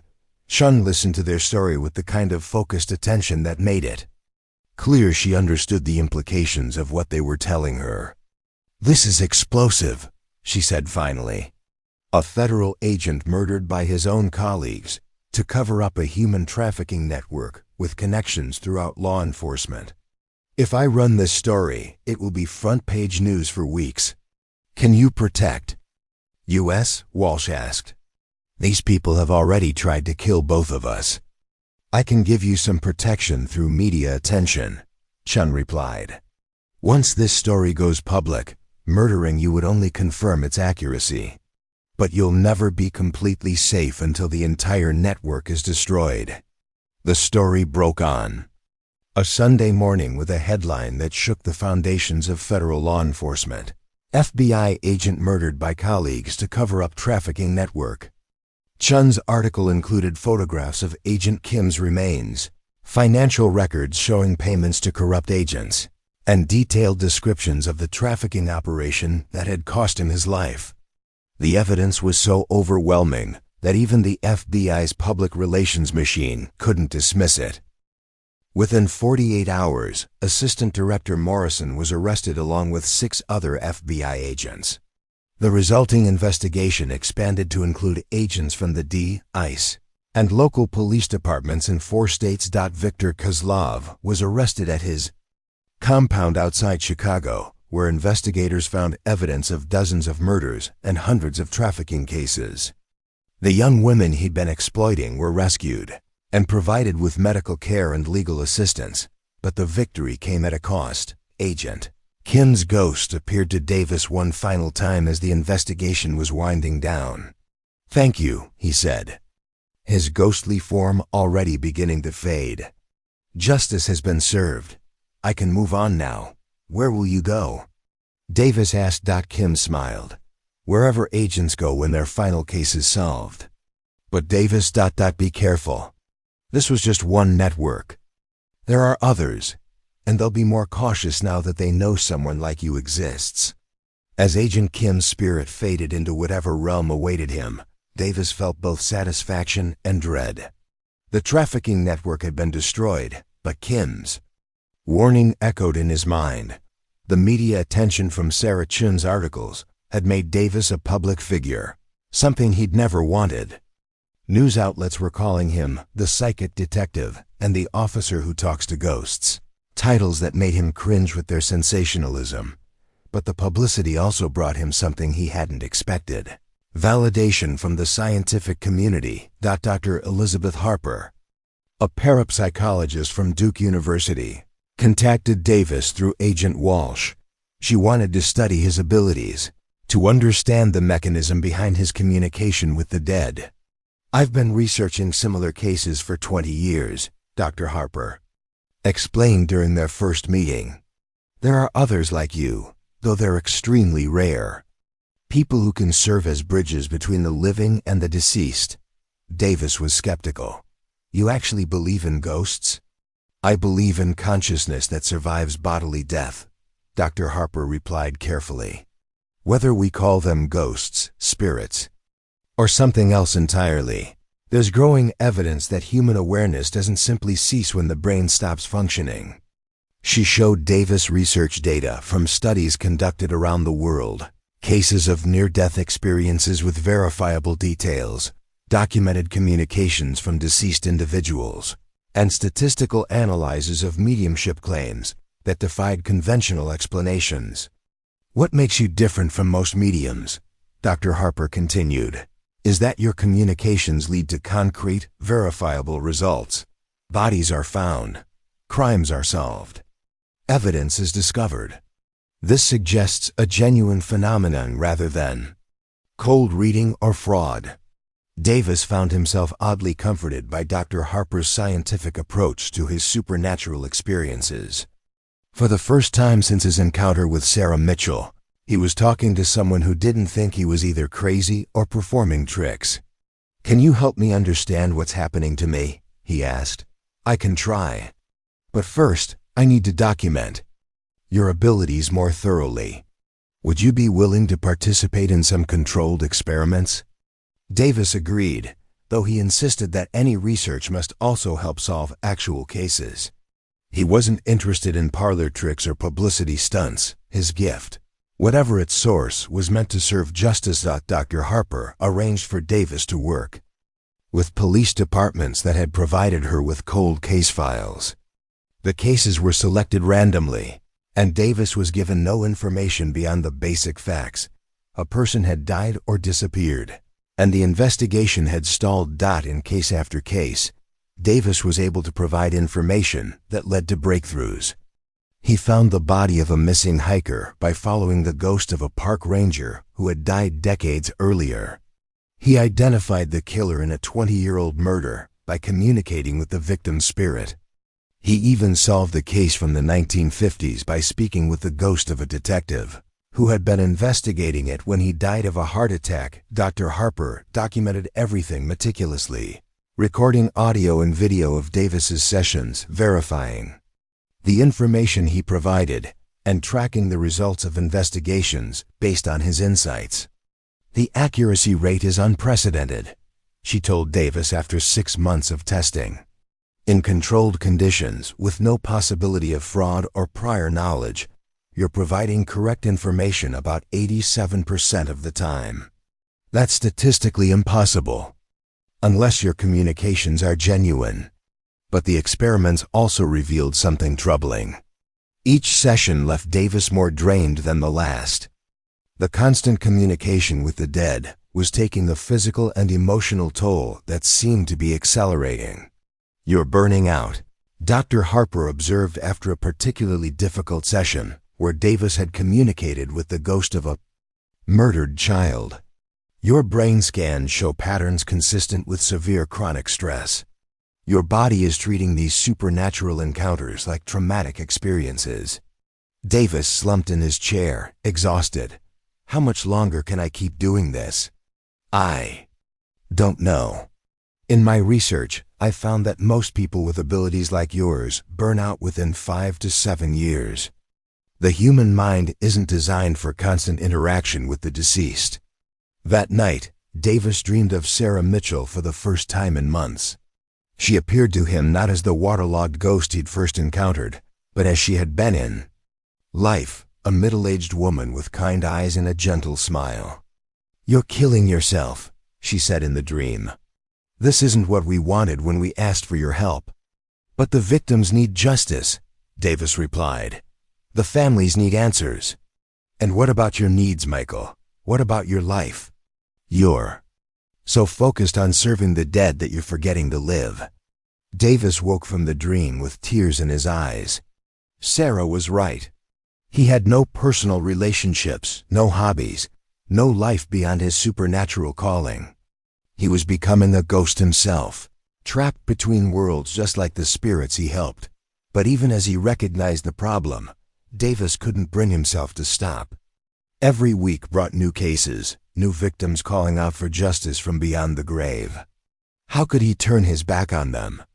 The answer came from an unexpected source. Tom Bradley's ghost. The spirit of the veteran police officer appeared to Davis in his apartment one evening, looking more solid and present than he had in months. "Michael," Tom said, "we need to talk." Davis looked up from the case files he'd been studying. "Is there a new case?" "No, there's something else. Something we should have told you a long time ago." Tom's ghostly form sat down across from Davis, his expression serious. "You're not the only bridge, Michael. There are others like you, scattered around the world. We've been in contact with them." "Others?" Davis felt a surge of hope. "You mean I'm not alone in this?" "Not alone, but very rare. There are perhaps 12 people worldwide who can do what you do. Most of them burned out years ago. Some went insane from the constant communication with the dead. One took his own life rather than continue serving as a bridge." Davis felt his hope deflate. "So what are you telling me?" "I'm telling you that we've been selfish," Tom replied. "We've been so desperate for someone to hear us, to help us find justice, that we haven't considered the cost to you. We need to change how this works." Over the next hour, Tom explained a new system the ghostly police officers had developed. Instead of bringing every case to Davis, they would form committees to evaluate which cases were most urgent and solvable. They would also recruit and train other psychically sensitive individuals to serve as secondary bridges, taking some of the burden off Davis. "Most importantly," Tom said, "we want you to have a life outside of this work. The dead have eternity to wait for justice. The living only have a few decades to experience joy, love, and fulfillment." The new system took months to implement, but it worked. Davis found himself handling only the most critical cases, situations where lives were in immediate danger or where justice had been denied for decades. The rest of the supernatural police work was distributed among a network of sensitives that Tom and Sarah had identified and contacted. For the first time in years, Davis had time to rebuild his personal life. He started dating again, reconnected with old friends, and even took up hobbies that had nothing to do with crime solving or communicating with the dead, but he never completely left the work behind. The connection to the spirit world was too strong, and his sense of duty to both the living and the dead was too deeply ingrained. On quiet nights, when the world was still and the veil between worlds was thin, Davis would still hear them calling. Voices from beyond the grave, seeking justice, searching for peace, hoping that someone in the world of the living would care enough to listen.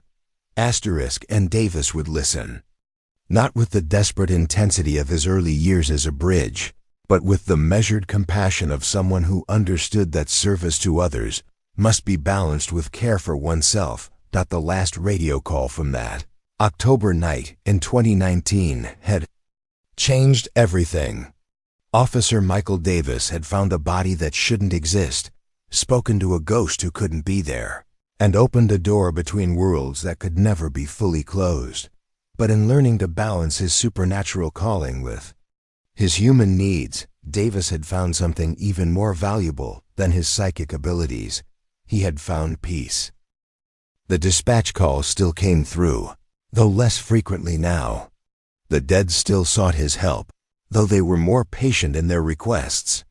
And somewhere in the space between the living and the deceased, Officer Michael Davis continued to serve both communities with equal dedication and wisdom. On cold October nights, when the temperature dropped and the air grew thin, Davis would sometimes drive past mile marker 187 on Highway 94, the spot where Sarah Mitchell's impossible car had first appeared, where his journey as a bridge between worlds had begun. Sometimes he could still see her there, not the waterlogged ghost of his first encounter, but the living woman she had once been, standing by the roadside and waving at passing cars. A reminder that even in death, we are all just travelers looking for someone to notice us, to remember us, to help us find our way home. And in those moments, Davis would pull over his car, step out into the cold night air, and listen. Listen. For the voices that only he could hear, the stories that only he could tell, the justice that only he could help deliver. The radio was quiet now. The static cleared, the connection strong and true. And Officer Michael Davis was ready to answer the call, no matter which side of the grave it came from. But not tonight. Tonight, he would drive home to his apartment, call the woman he'd been dating, and make plans for a normal weekend, doing normal things with normal people who couldn't see ghosts or solve murders with supernatural help. Because Tom Bradley had been right about one thing. The dead had eternity to wait for justice, but the living only had a few precious years to experience the full spectrum of human existence. And Michael Davis was determined to live them all out as he drove away from mile marker 187. Davis's radio crackled one last time with a familiar voice. Dispatch, Unit 23. This is Officer Sarah Mitchell. All units, be advised. The night is quiet, the streets are safe, and all souls are accounted for. End of watch. Davis smiled and keyed his radio. Copy that, Sarah. Unit 23 heading home. Thank you for everything. Thank you, Michael. Drive safe. The radio fell silent, and Officer Michael Davis drove through the Minnesota night toward whatever tomorrow might bring, supernatural or otherwise. In a rearview mirror, mile marker 187 grew smaller and smaller until it disappeared entirely into the darkness. But the memory of that first impossible encounter, the ghost who had changed his life, and the bridge he had become between two worlds would stay with him forever. Some mysteries were meant to be solved. Others were meant to be lived. And Officer Michael Davis had learned to do both.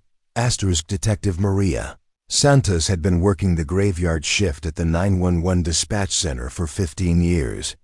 But she'd never received calls like the ones that started coming in on November 15, 2018.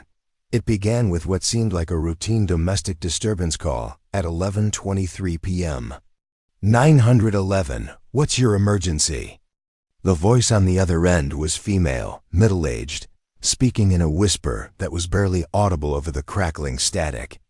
Please send someone to 447 Elm Street. He's here again.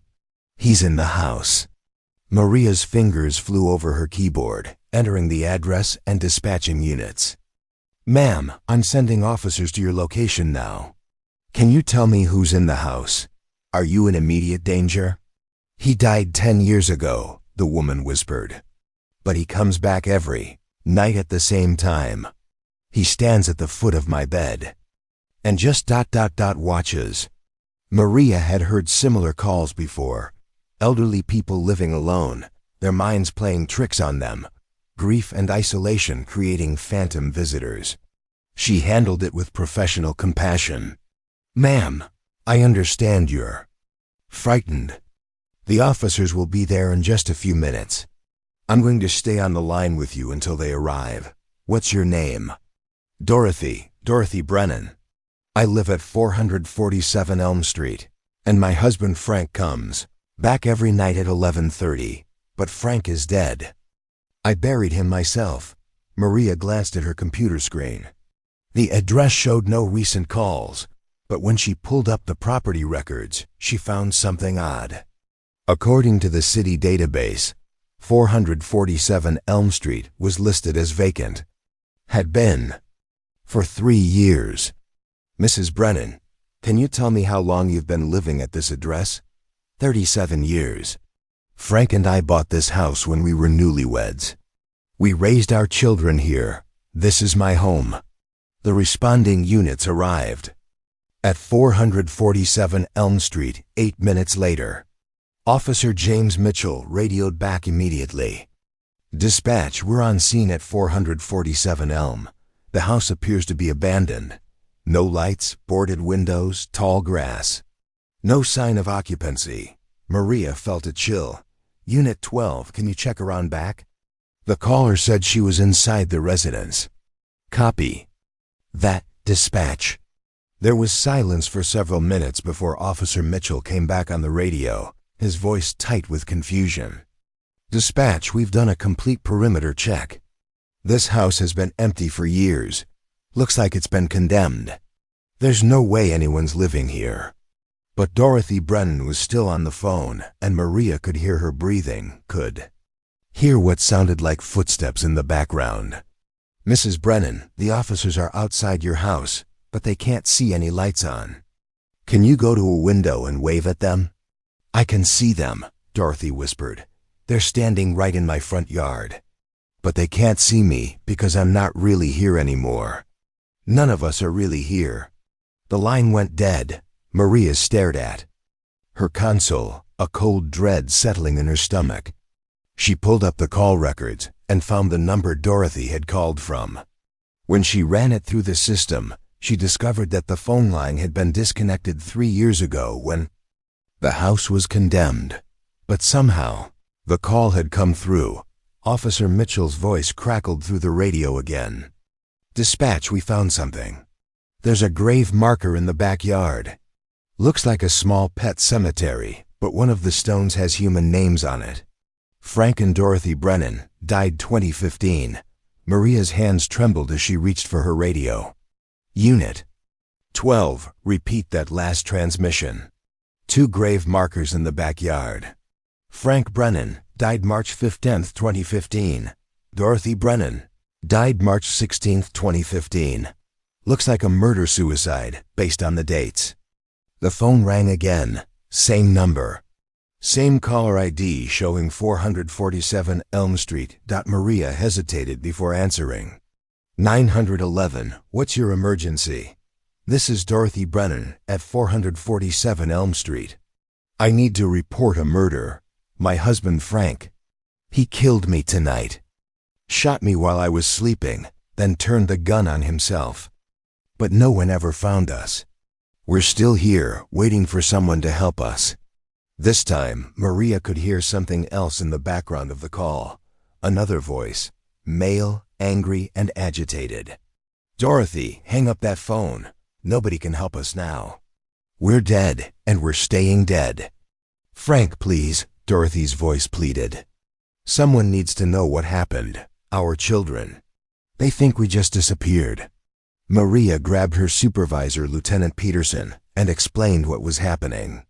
Peterson listened with growing skepticism until Maria played back the recorded calls. "This is impossible," Peterson said after hearing Dorothy's voice. "Dead people don't make phone calls." But even as he said it, the phone rang again. Same number. Same impossible caller. This time, Lieutenant Peterson answered it himself. "This is Lieutenant Peterson with 911 Emergency Services. Who am I speaking with?" "Lieutenant, thank God someone with authority is listening. This is Dorothy Brennan. I've been trying to report a murder for 3 years, but no one ever investigates. My husband Frank shot me in my sleep on March 16, 2015, then killed himself. Our bodies are buried in the basement of 447 Elm Street."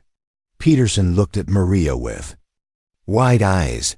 "Mrs. Brennan, if you're deceased, how are you able to make this phone call?"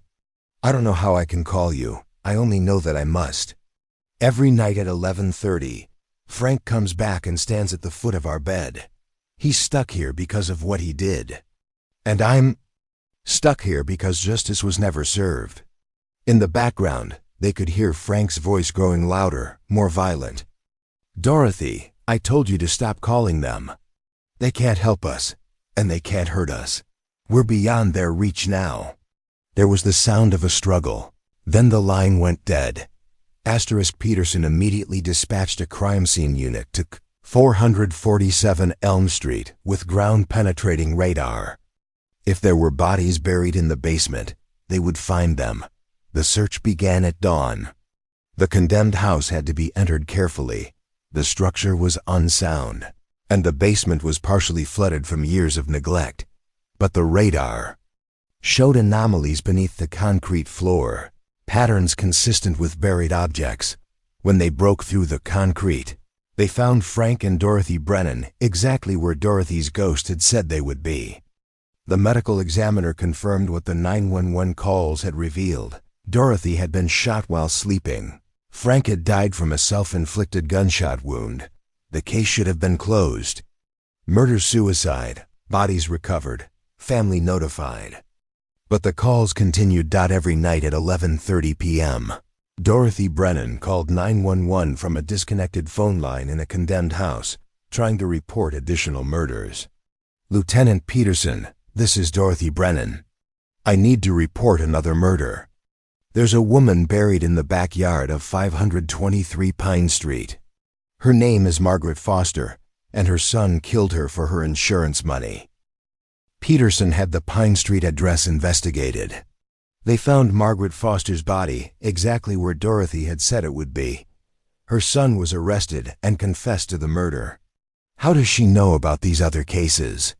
Maria asked Peterson, after the 5th call had led to the discovery of another body.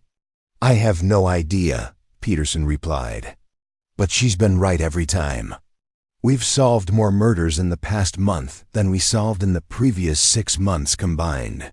The calls established a pattern.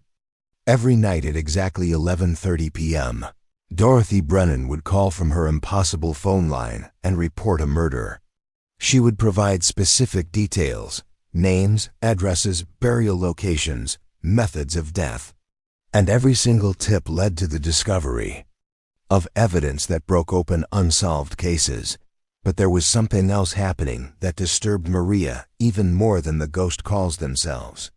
Other dispatchers were starting to report similar experiences. Jenny Martinez, who worked the day shift, received a call from a child who claimed to have been murdered by his stepfather. The child provided details about where his body was buried, and the subsequent investigation led to the arrest of the stepfather and the recovery of the child's remains. Carl Washington, on the evening shift, took a call from a woman who said she'd been killed by her ex-husband 20 years ago. She led police to a shallow grave in the desert outside town, where they found her bones along with identification that confirmed her story. Within 3 months, the 911 center was handling dozens of calls from dead people reporting their own murders or providing information about other unsolved crimes. The success rate was perfect. Every single tip from the deceased callers led to concrete evidence and usually arrests. The media caught wind of the story, dubbing it the ghost phone phenomenon and 911 from beyond the grave. Paranormal investigators descended on the dispatch center, trying to understand how the dead were able to communicate through the emergency phone system. Dr. Sarah Kim, a researcher in electronic voice phenomena, had a theory. The 911 system is uniquely designed to carry emergency communications across vast distances and through various technological barriers, she explained to Maria and Peterson. It's possible that consciousness that survives bodily death can manipulate electromagnetic frequencies to use the system as a communication channel. But why now? Maria asked. Why are these calls just starting to come through? Dr. Kim pulled out a tablet showing electromagnetic readings from the dispatch center. You upgraded your equipment 6 months ago, correct? Installed new digital routing systems and enhanced signal boosters? Peterson nodded. We got a federal grant to modernize our communications infrastructure. The new equipment might be more sensitive to the kinds of frequency manipulations that discarnate consciousness can achieve. You've essentially created a phone system that can receive calls from the dead. Whether or not Dr. Kim's explanation was correct, the practical reality was that the ghost calls were solving crimes at an unprecedented rate. The clearance rate for homicides in the city had jumped from 60% to 95% in just 3 months. But the calls were also taking a psychological toll on the dispatch staff. Maria found herself dreading the 11:30 p.m. calls from Dorothy Brennan, even though she knew they would provide valuable information. There was something unsettling about regularly conversing with murder victims from beyond the grave. The breakthrough came when Dorothy called with information about a case that was still active, a murder that had happened just hours before. Lieutenant Peterson, this is Dorothy Brennan. I need to report a murder that happened tonight. A woman named Lisa Rodriguez was killed by her boyfriend at 1247 Oak Avenue. He strangled her during an argument and is planning to dispose of the body in Miller's Pond. Peterson immediately dispatched units to both locations. They found Lisa Rodriguez's body in her apartment, exactly as Dorothy had described. Her boyfriend was arrested at Miller's Pond with a car full of supplies for body disposal. But this case was different because Lisa Rodriguez had died just 3 hours before Dorothy's call. She hadn't had time to become a restless spirit seeking justice. She was freshly dead, and somehow Dorothy was acting as a conduit for her information. Dorothy, Peterson said during the next night's call, how are you able to know about murders that just happened? Are you in contact with other victims? All the unavenged dead are connected, Dorothy's ghostly voice replied. When someone is murdered unjustly, we feel it immediately. The new spirits come to us seeking help, and we help them reach you. How many are there? Hundreds in this city alone. Thousands across the country. Everyone who died by violence and never received justice. We've been trying to communicate for decades, but no one could hear us until now. Peterson felt a chill. Are you saying there are thousands of murder victims trying to use our phone system? Not trying, succeeding.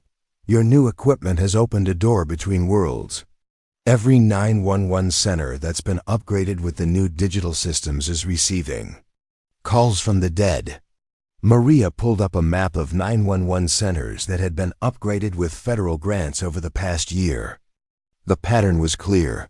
Every center that had installed the new equipment was reporting a sudden increase in solved cold cases and mysterious, anonymous tips.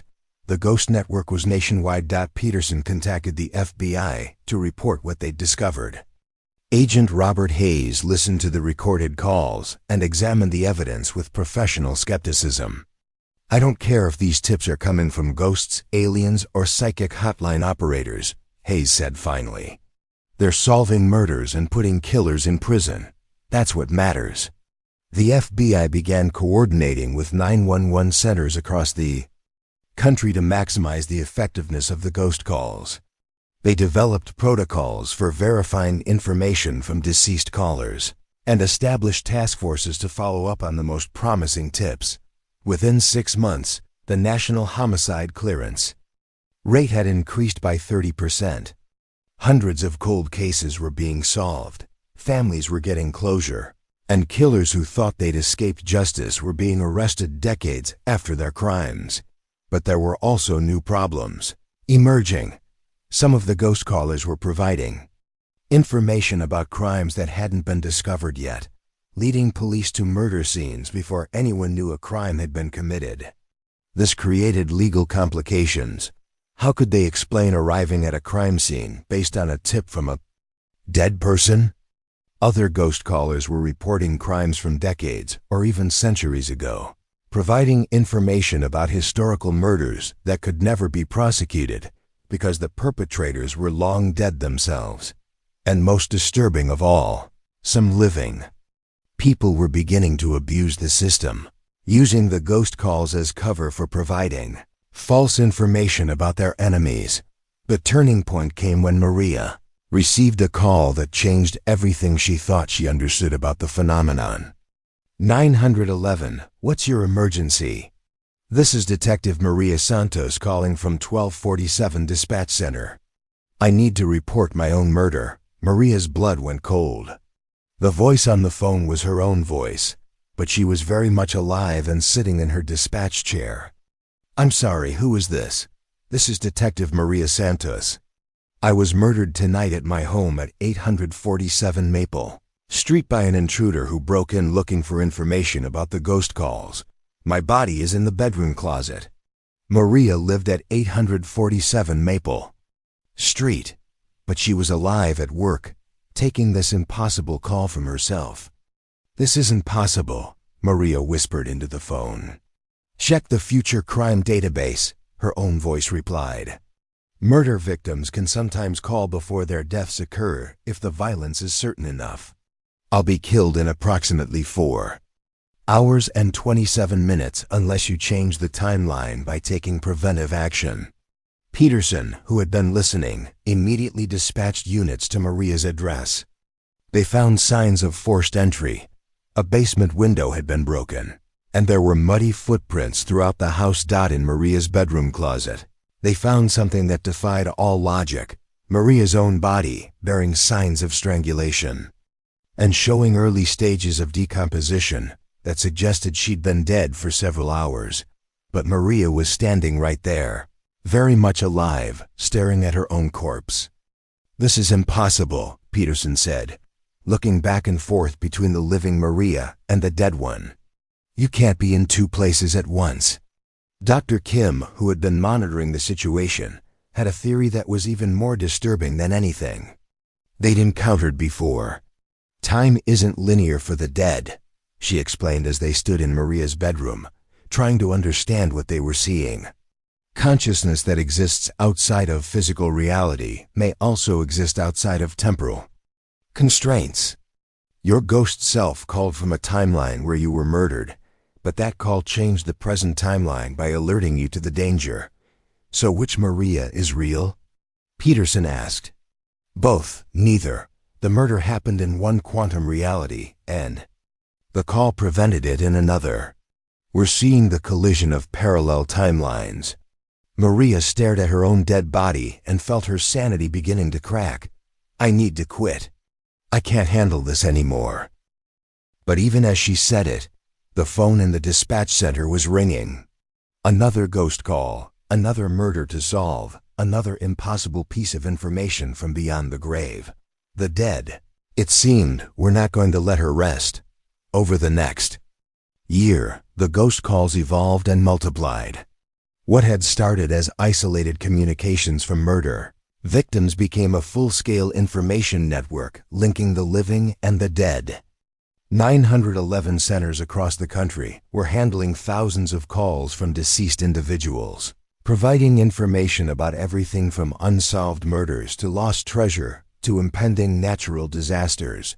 The dead, it turned out, had access to information that the living could never obtain. They could observe events across time and space, unbound by the physical limitations that constrain the living. And they were eager to use this knowledge to help solve the problems of the world they had left behind. But the psychological toll on the living was becoming unbearable. Maria lasted another 6 months before suffering a complete nervous breakdown. The constant communication with the dead, the temporal paradoxes, the daily confrontation with her own mortality, it was more than the human mind was designed to handle. She was replaced by Robert Chun, a former police officer who had experience with unusual cases. But Chun lasted only 3 months before requesting a transfer to a different department. He was replaced by Jennifer Walsh, then by Michael Foster, then by Sarah Kim. The ghost calls were solving crimes and saving lives, but they were also destroying the mental health of everyone who had to handle them regularly. The solution came from an unexpected source, the ghosts themselves. During one of her calls, Dorothy Brennan addressed the problem directly. "We can see that our communications are causing distress to the living," she said to the latest dispatcher, a young man named David Martinez who had been on the job for only 2 weeks. "This was not our intention." "Then stop calling," David said, exhaustion clear in his voice. "Let the living handle living problems. We cannot stop. Justice demands that truth be revealed and wrongs be corrected, but we can change how we communicate." Dorothy explained that the dead had been developing new protocols for their interactions with the living. Instead of calling individual dispatch centers, they were creating a centralized ghostly communications hub that would filter and organize their information before passing it along to the appropriate authorities. "Think of it as a customer service center for the afterlife," Dorothy said with what might have been humor. "We'll take all the calls from the dead, organize the information, and provide it to you in a more manageable format." The change was implemented over the course of several weeks. Instead of dozens of individual ghost calls each night, 911 centers began receiving a single daily report from what the dead called the Registry of Unsolved Deaths. The report would contain organized information about murders, disappearances, and other crimes, along with specific details about evidence locations and suspect identifications. The system was more efficient and less psychologically traumatic for the living dispatchers. But it also marked a fundamental change in the relationship between the worlds of the living and the dead. The dead were organizing. They were creating institutions, establishing hierarchies, developing protocols for interacting with the living world. They were, in effect, building a shadow government that operated alongside but separate from the institutions of the living, and they were growing stronger. Dr. Kim's research showed that the electromagnetic signatures associated with ghost communications were becoming more powerful and more complex over time. The dead weren't just talking to the living anymore. They were learning to manipulate physical reality directly. Lights would flicker in police stations when important evidence was being overlooked. Computer systems would malfunction until investigators looked at the right case files. Physical evidence would mysteriously appear in locations where it could be easily found by the authorities. The dead were no longer content to simply provide information. They were actively intervening in the world of the living to ensure that justice was served. The first major incident occurred in Detroit, where a ghost named Marcus Williams took control of the city's traffic light system to prevent a suspected murderer from fleeing the scene of his latest crime. Every light on the suspect's route turned red simultaneously, creating a traffic jam that allowed police to apprehend him before he could escape. The second incident was in Phoenix, where the ghost of a murdered child named Amy Peterson caused every television and radio in the city to broadcast the name and address of her killer until he turned himself in to escape the supernatural harassment. By the third incident, in which the ghosts of earthquake victims in San Francisco caused every building in the city to emit a low-frequency hum that spelled out, "Help you," and Morse code. It became clear that the dead had evolved beyond simple communication. They had become an active force in the world, capable of manipulating technology and physical reality to achieve their goals.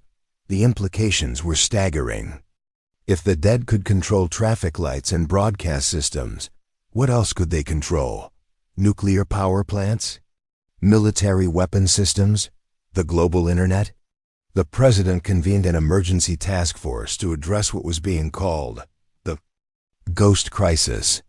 Scientists, theologians, military experts, and intelligence officials worked around the clock to understand the scope of the dead's new abilities and develop strategies for managing their influence.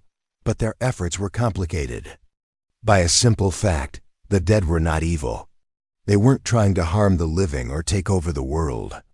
They were simply trying to ensure that justice was served and truth was revealed.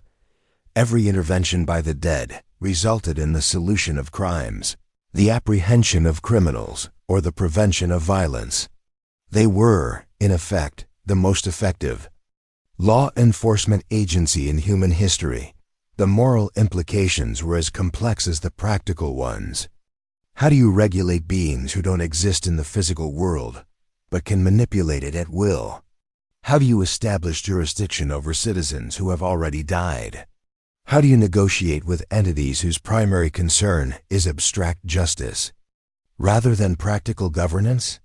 The answer came from Dorothy Brennan herself, during a live television broadcast that she somehow managed to hijack from beyond the grave. Dorothy addressed the world directly. "We, the dead, do not wish to rule. The living," her voice said as every television screen in America showed her ghostly image. "We wish only to see justice served for those who can no longer seek it themselves." She explained that the dead were willing to establish formal protocols for their interactions with the living world. They would create what she called the Bureau of Supernatural Justice, an afterlife agency that would work in cooperation with living law enforcement to solve crimes and prevent violence. The dead would limit their interventions to cases involving murder, kidnapping, and other violent crimes. They would not interfere in political processes, economic systems, or other aspects of living society that did not directly relate to criminal justice. In exchange, the living governments of the world would formally recognize the existence and authority of the dead in matters relating to unsolved violent crimes. The treaty between the living and the dead was signed on November 15, 2019. Exactly 1 year after Dorothy Brennan's first call to 911, it established the legal framework for cooperation between the worlds of the living and the dead in the pursuit of justice. Under the terms of the treaty, the Bureau of Supernatural Justice was granted official recognition as an international law enforcement agency. Ghost agents were given the authority to investigate crimes, gather evidence, and provide testimony in legal proceedings. Living law enforcement agencies were required to establish supernatural liaison officers, specially trained personnel, who could communicate with and coordinate activities with ghost agents. Maria Santos, despite her previous breakdown, was recruited to become the first director of supernatural communications for the FBI. Her experience with the ghost calls made her uniquely qualified to serve as a bridge between the worlds of the living and the dead. The new system worked remarkably well. The global homicide clearance rate jumped to over 90% within 6 months of the treaty's implementation. Cold cases that had been unsolved for decades were closed within days of being assigned to joint living dead investigation teams. But the success came with a cost that no one had anticipated. As more and more crimes were solved through supernatural assistance, living investigators began to lose essential skills. Why develop traditional detective techniques when ghost witnesses could simply tell you who the killer was? Why learn to analyze evidence when the dead could point you directly to the smoking gun? A generation of police officers and federal agents grew up dependent on supernatural assistance, unable to solve crimes through conventional means. When technical problems occasionally disrupted communication with the dead, entire investigations would grind to a halt. The living were becoming servants to the dead in their own criminal justice system. Maria recognized the problem during a case briefing in 2022, 3 years after the treaty was signed. "We're losing our independence," she told the assembled law enforcement officials. "We're so reliant on the dead for information that we've forgotten how to think for ourselves." But the results speak for themselves, argued Detective Chen, who had replaced Maria at the 911 center. "We're solving more crimes than ever before. Justice is being served." "Justice served by whom?" Maria replied. "Are we law enforcement officers? Or are we just clerks taking dictation from ghosts?" The debate reflected a larger question about the relationship between the living and the dead. Had humanity gained powerful allies in the fight against crime, or had they surrendered their autonomy to supernatural forces beyond their control? The answer came in the form of a case that neither the living nor the dead could solve alone. That it started with a routine ghost call to the 911 center. The caller identified himself as Detective Robert Hayes, a police officer who had been murdered while investigating a series of ritual killings in New Orleans. "I need to report a supernatural crime," Hayes said, his ghostly voice crackling with urgency. "Someone is using black magic to bind the spirits of murder victims, preventing them from moving on to whatever comes next." This was a new category of crime, supernatural offenses that targeted the dead themselves. And it quickly became clear that the perpetrators were still alive, making it a joint jurisdiction case for both living and dead investigators. "The suspect is Dr. Marcus Thorne," Hayes explained. "He's a professor of anthropology at Tulane University, but he's also a practicing necromancer. He's been capturing the spirits of murder victims and using them to power magical rituals." Maria led a joint investigation team that included both living FBI agents and ghost investigators. What they discovered was more disturbing than anything they'd encountered before. Dr. Thorne had indeed been capturing the spirits of murder victims, but not for magical power. He was selling them to wealthy clients who wanted to communicate with deceased relatives. "Think of it as supernatural slavery," Thorne explained when he was arrested. "The dead have valuable information and abilities. Why shouldn't the living be able to purchase access to those resources?" Thorne's operation had captured over 200 ghost spirits, including several of the murder victims who had been providing information to 911 centers. He had been weakening the dead's ability to communicate with the living, gradually reducing the effectiveness of supernatural law enforcement. The case forced both the living and the dead to confront uncomfortable questions about their relationship. Were the dead truly free agents choosing to help with criminal investigations, or were they being exploited by the living for supernatural services? The trial of Dr. Thorne became a landmark legal proceeding, the first case in which both living and dead witnesses testified in the same courtroom. Ghost victims took the stand to describe their captivity and abuse, while living experts explained the scientific and legal implications of supernatural slavery. Thorne was convicted on charges of kidnapping, human trafficking, expanded to include supernatural beings, and operating an illegal supernatural services business. He was sentenced to life in prison, with the additional provision that his own spirit would be monitored after death to prevent him from continuing his crimes in the afterlife. But the case also led to new regulations governing the relationship between the living and the dead.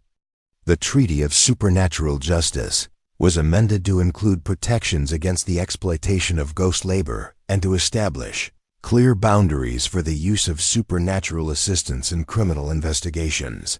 Living law enforcement agencies were required to maintain minimum levels of conventional investigative capability, ensuring that they could function independently if supernatural communications were disrupted.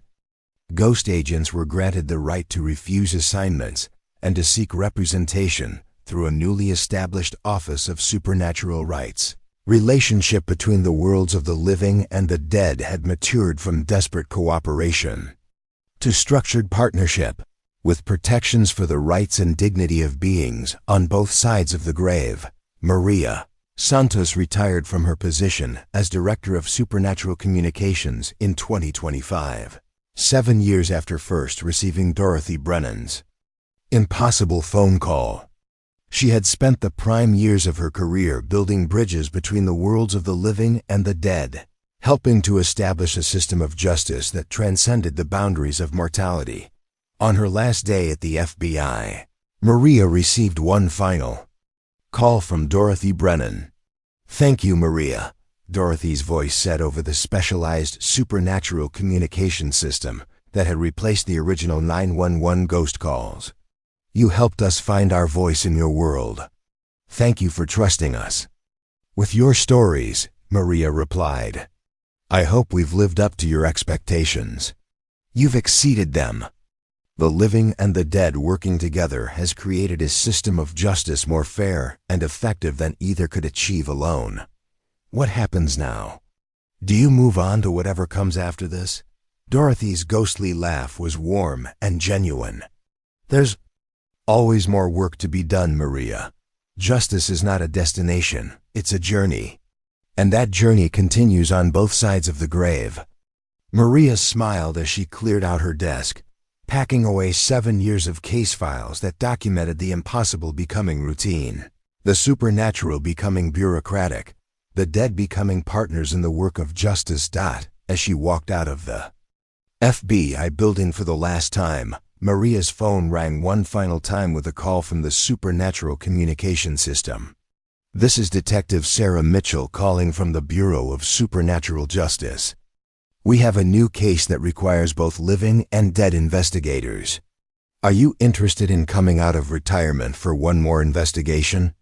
Maria looked at the phone, then at the bustling city around her where the living and the dead worked side by side to build a better world. "What's the case?" she asked. "Time travel murder. Someone is killing people in the past to change outcomes in the present. We need an investigator who understands both supernatural phenomena and temporal paradoxes." Maria Santos had thought she'd seen everything during her years as a bridge between worlds. But apparently, the universe still had a few surprises left for her. "I'll be right there," she said, and headed back into the building where the impossible had become her specialty. After all, someone had to make sure that justice was served, no matter which timeline it occurred in. The dead could wait for eternity, but the living only had a lifetime to make things right. And Maria Santos was determined to use every second of hers to ensure that truth and justice prevailed across all worlds, all timelines, and all realities, even if it killed her. Detective Robert Hayes had been working the night shift at the Philadelphia Police Department for 12 years. But he'd never experienced anything like what started happening in Evidence Room C on December 3, 2020. It began with what seemed like a routine inventory discrepancy that would end up unraveling decades of buried secrets. Hayes was conducting the quarterly evidence audit, a tedious but necessary process that involved checking every tagged item against the digital database. Evidence Room C contained artifacts from unsolved cases dating back to the 1980s, boxes of photographs, bagged clothing, weapons, and personal effects from victims whose killers had never been caught. At 2:17 a.m., Hayes was checking box #E-1987-0243 when he noticed something that shouldn't have been there. According to the database, the box should have contained evidence from the Linda Morrison murder case, a 1987 homicide that had gone cold after 6 months of investigation. But when Hayes opened the box, he found items that belonged to a completely different case. Inside were photographs of a different crime scene, clothing that didn't match the victim's description, and a murder weapon that had never been logged into the system. Most disturbing of all was a handwritten note tucked between the evidence bags. "Detective Hayes, the Morrison case was buried for a reason. Stop looking before you find what you're not supposed to see. A friend." Hayes stared at the note, his blood running cold. It was written on his own department letterhead and appeared to be in his own handwriting, though he had no memory of writing it. The date at the top was December 3rd, 2020, today's date, but the ink looked aged, as if it had been written years ago. Asterisk, he immediately called his supervisor, Lieutenant Sarah Chun, despite the late hour. "Lieutenant, I need you to come in. We have a serious problem in the evidence room." Chun arrived within 20 minutes, still wearing her civilian clothes and looking exhausted. She'd been working double shifts trying to clear a backlog of cases, and the last thing she needed was an evidence tampering incident. "What's the situation, Hayes?" she asked as she examined the misfiled evidence. Box E 1987-0243 is supposed to contain Linda Morrison evidence, but it's got items from a different case entirely. And there's this note. Hayes handed her the handwritten warning. Chun studied the note under the evidence room's fluorescent lights. "This is definitely your handwriting, Robert. Are you sure you didn't write this? Maybe during a previous audit." "Lieutenant, I've never seen this note before in my life. And look at the evidence tags. These items were supposedly collected in 1987, but the chain of custody forms show my signature from dates when I was still in high school." "We need to check the other boxes," Chun said. "If someone's been tampering with evidence, we need to know the scope of the problem."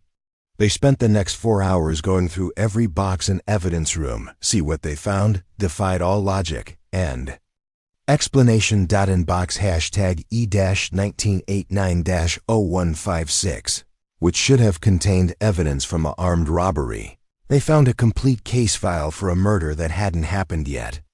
The victim was listed as Margaret Foster, with a death date of December 15th, 2020, 12 days in the future. The file contained crime scene photos, witness statements, and forensic reports, all documenting a murder that had yet to occur. In box hashtag E-1993-087, they found evidence from what appeared to be their own investigation into the evidence tampering. Photos of themselves in the evidence room, audio recordings of their conversations from that very night, and detailed reports about their discoveries, all allegedly collected 7 years earlier. By dawn, they had uncovered evidence files for dozens of cases that spanned past, present, and future. Some documented crimes that had been solved decades ago, but with different perpetrators than those who had actually been convicted. Others detailed crimes that wouldn't happen for years. A few seemed to show alternate versions of real cases, as if they were evidence from parallel timelines where events had unfolded differently. "This is impossible," Chun said, slumping in a chair surrounded by chronologically impossible evidence. "You can't have evidence from the future, and you can't have evidence from crimes that happened differently than we remember." Hayes was examining a particularly disturbing file, box hashtag E-225-0301, which contained evidence from his own death.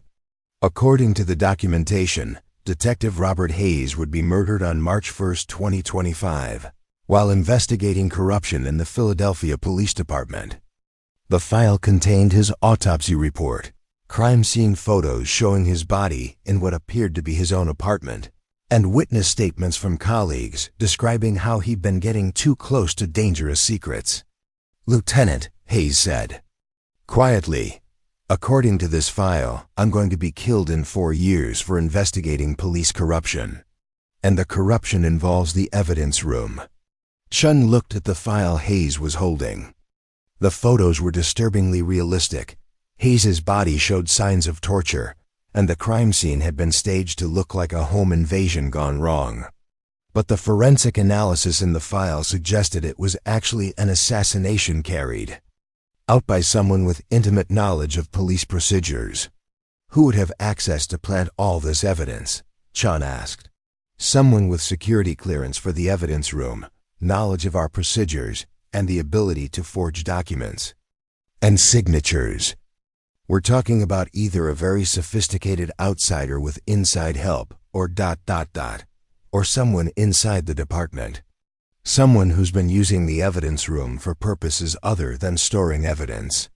They decided to install hidden cameras in Evidence Room C to see who might be accessing it during off hours. The cameras were motion activated and connected to a secure server that only Hayes and Chun could access. The first night of surveillance yielded nothing unusual. The second night showed only the cleaning crew making their rounds. But on the third night, the cameras captured something that shattered their understanding of reality. At exactly 3:33 a.m., a figure entered Evidence Room C using what appeared to be Hayes' own keycard. The person was wearing police-issued coveralls and moved with the confidence of someone familiar with the space. But when they turned toward the camera, Hayes and Chun saw something impossible. The intruder was Hayes himself, but not the current Hayes. This version looked older, more weathered, with scars on his face that the real Hayes didn't have. He moved directly to specific evidence boxes, replacing some items and adding others, all while being recorded by the hidden cameras. "That's not me," Hayes said, staring at the surveillance footage. "I've never been in that room at 3:33 a.m., and I don't have those scars." Chun rewound the footage and watched it again. The older version of Hayes worked systematically, consulting what appeared to be a detailed list. He seemed to know exactly which boxes to access and what changes to make. Most disturbing of all, he looked directly at the hidden camera at one point and smiled, as if he knew he was being recorded and didn't care. "We need to confront this person," Chun said. "Set up surveillance tomorrow night and be ready to apprehend whoever this is." But the next night's surveillance revealed something even more disturbing. The older Hayes appeared again, but this time he wasn't alone. He was accompanied by an older version of Lieutenant Chen, as well as several other people who appeared to be future versions of current department personnel. The group worked together with practiced efficiency, reorganizing entire sections of the evidence room. They seemed to be following a complex plan that involved not just moving evidence, but creating entire case files from scratch. Hayes watched in fascination and terror as his future self methodically planted evidence that would be discovered during the current investigation. The older Hayes even planted the original handwritten note, carefully aging the ink with a chemical solution before placing it in box. #E1987 to 0243. They're creating a temporal loop, Chun realized. The future versions of ourselves are planting evidence that causes us to investigate, which leads to the discovery of more evidence that they planted, which causes them to travel back and plant it in the first place. But why? What's the point of manipulating our own investigation? The answer came when Hayes found a new file that hadn't been there before. Box #E-2020-1203, labeled Operation Timeline Correction. Inside was a comprehensive explanation of what the future versions of themselves were trying to accomplish. According to the file, written in Hayes' own future handwriting, the Philadelphia Police Department was scheduled to be exposed for massive corruption in 2023. The scandal would involve planted evidence, false convictions, and the systematic cover-up of crimes committed by police officers themselves. Hundreds of innocent people would be released from prison. Dozens of officers would be arrested, and the department would be disbanded and rebuilt from scratch. But the corruption scandal would also allow several actual murderers to go free on technicalities. Cold cases that had been legitimately solved would be overturned because of questions about evidence tampering. Families who had finally received justice for their loved ones would see the killers walk free. The future versions of Hayes and Chun had discovered a way to travel back in time and selectively correct the evidence before the corruption was exposed. They were removing falsely planted evidence while strengthening legitimate cases, trying to ensure that justice would be served even after the department's credibility was destroyed. "We're trying to save the cases," Hayes said, reading his own future handwriting. "The corruption scandal can't be prevented, but we can make sure the real criminals stay in prison." But the temporal manipulation was creating paradoxes and complications that the future team hadn't anticipated.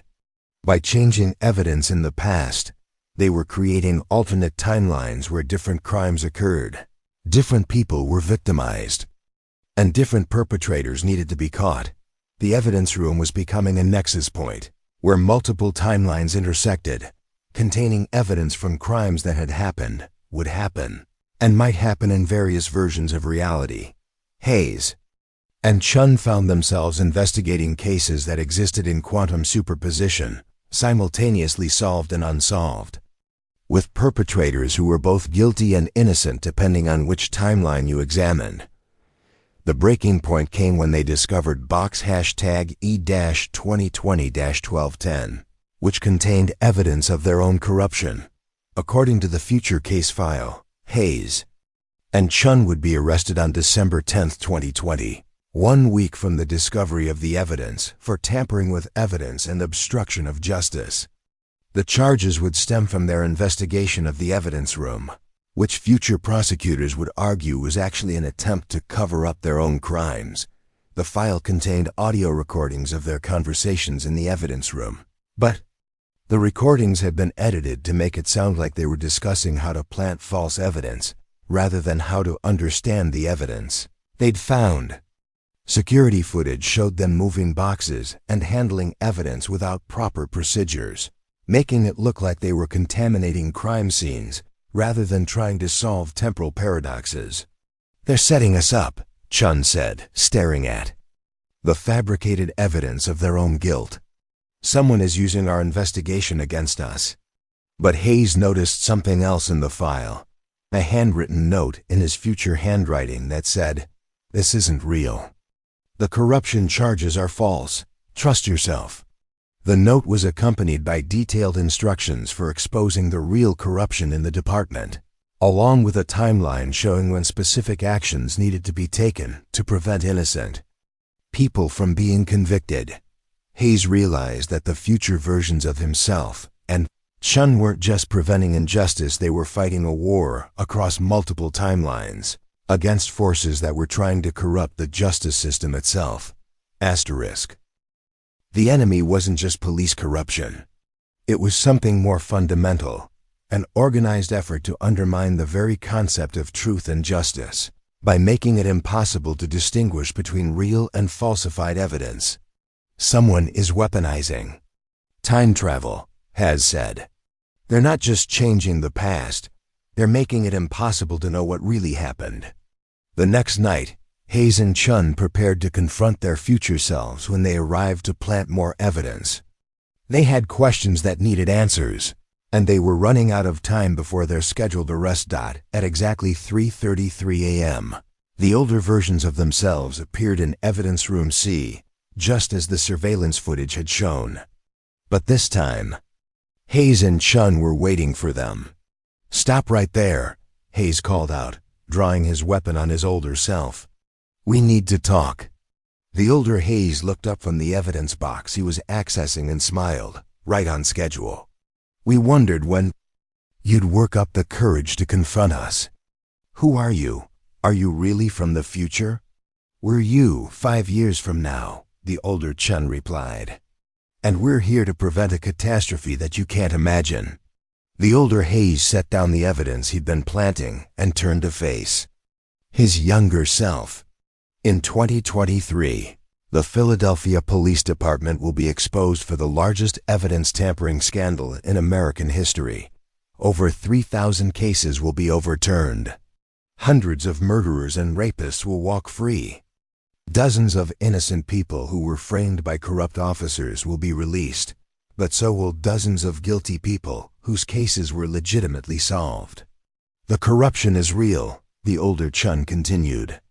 "There are officers in this department who have been planting evidence, falsifying reports, and covering up their own crimes for decades. When the federal investigation finally breaks the case open, the entire justice system in Philadelphia will collapse." "But you're changing evidence," Hayes said. "How is that different from corruption?" "Because we know which cases are real and which ones are fabricated," his older self replied. We've had 5 years to investigate every single case, to determine which convictions were legitimate and which ones were based on planted evidence.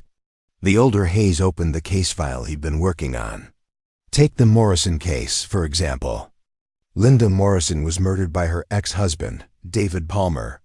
The case was solved correctly, and Palmer was convicted and sentenced to life in prison. But 3 pieces of evidence in that case were planted by corrupt officers who wanted to make sure Palmer couldn't appeal on technicalities. When the corruption scandal breaks, Palmer's conviction will be overturned because of those 3 pieces of planted evidence. He'll walk free, even though he's guilty of murder, unless we remove the planted evidence and strengthen the legitimate evidence that proves his guilt. So you're preventing injustice by committing injustice? Chun asked.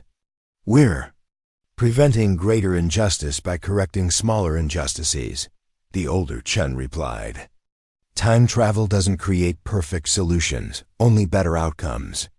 The older Hayes pulled out a thick folder labeled Philadelphia Police Corruption Timeline.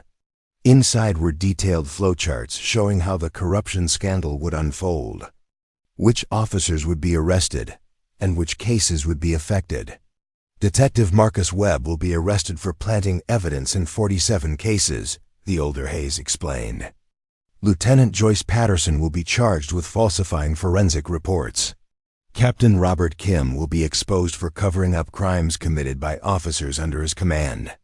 All of these charges are legitimate. These officers are corrupt, and they deserve to be punished. But their corruption will also taint hundreds of legitimate cases that had nothing to do with their crimes. The older Chun pointed to a specific section of the timeline. The federal task force will assume that any evidence handled by these corrupt officers must be suspect. They'll recommend overturning every case that Webb, Patterson, or Kim touched, even cases where the evidence was collected properly and the convictions were justified. We're using our knowledge of the future to surgically remove only the falsified evidence while preserving the legitimate evidence. It's the only way to prevent guilty people from walking free when the corruption is exposed. Hayes studied the documentation his future self had provided.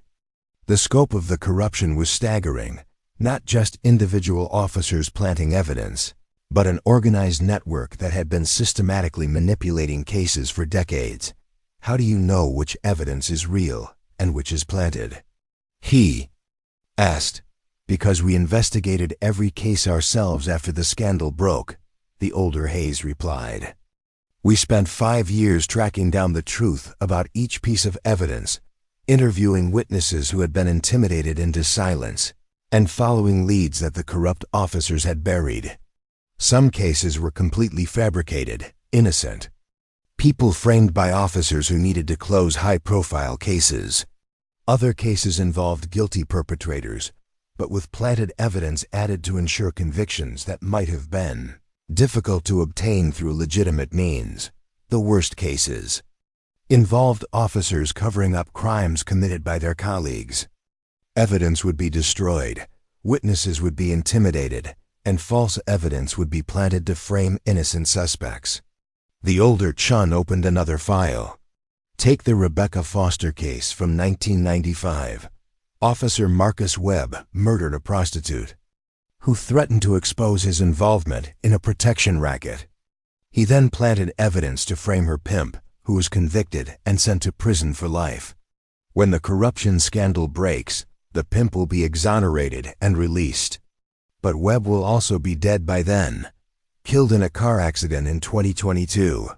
The family will never get real justice because the truth will come out too late.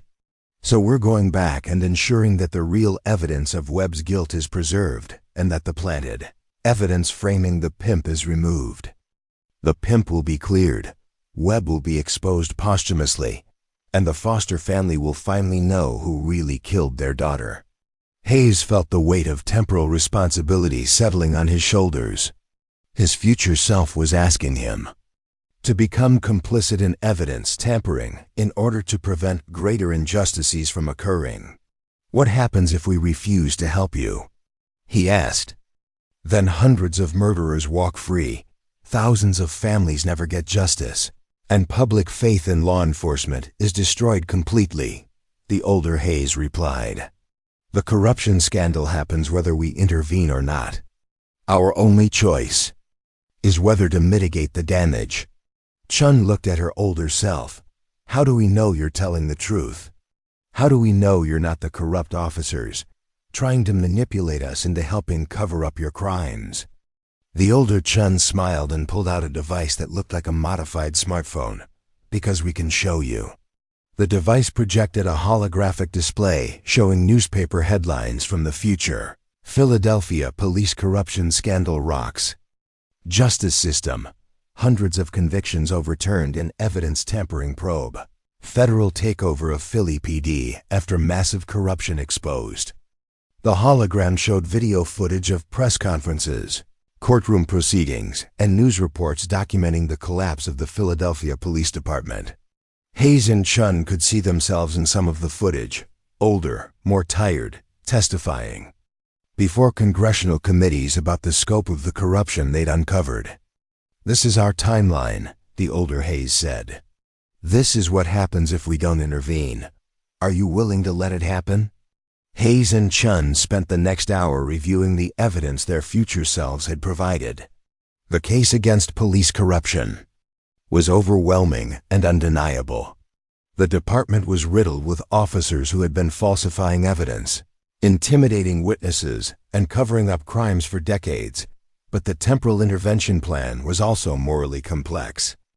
By selectively editing the evidence record, the future team was essentially playing God with the justice system, deciding which truth should be preserved and which should be altered. We'll help you, Hayes finally said.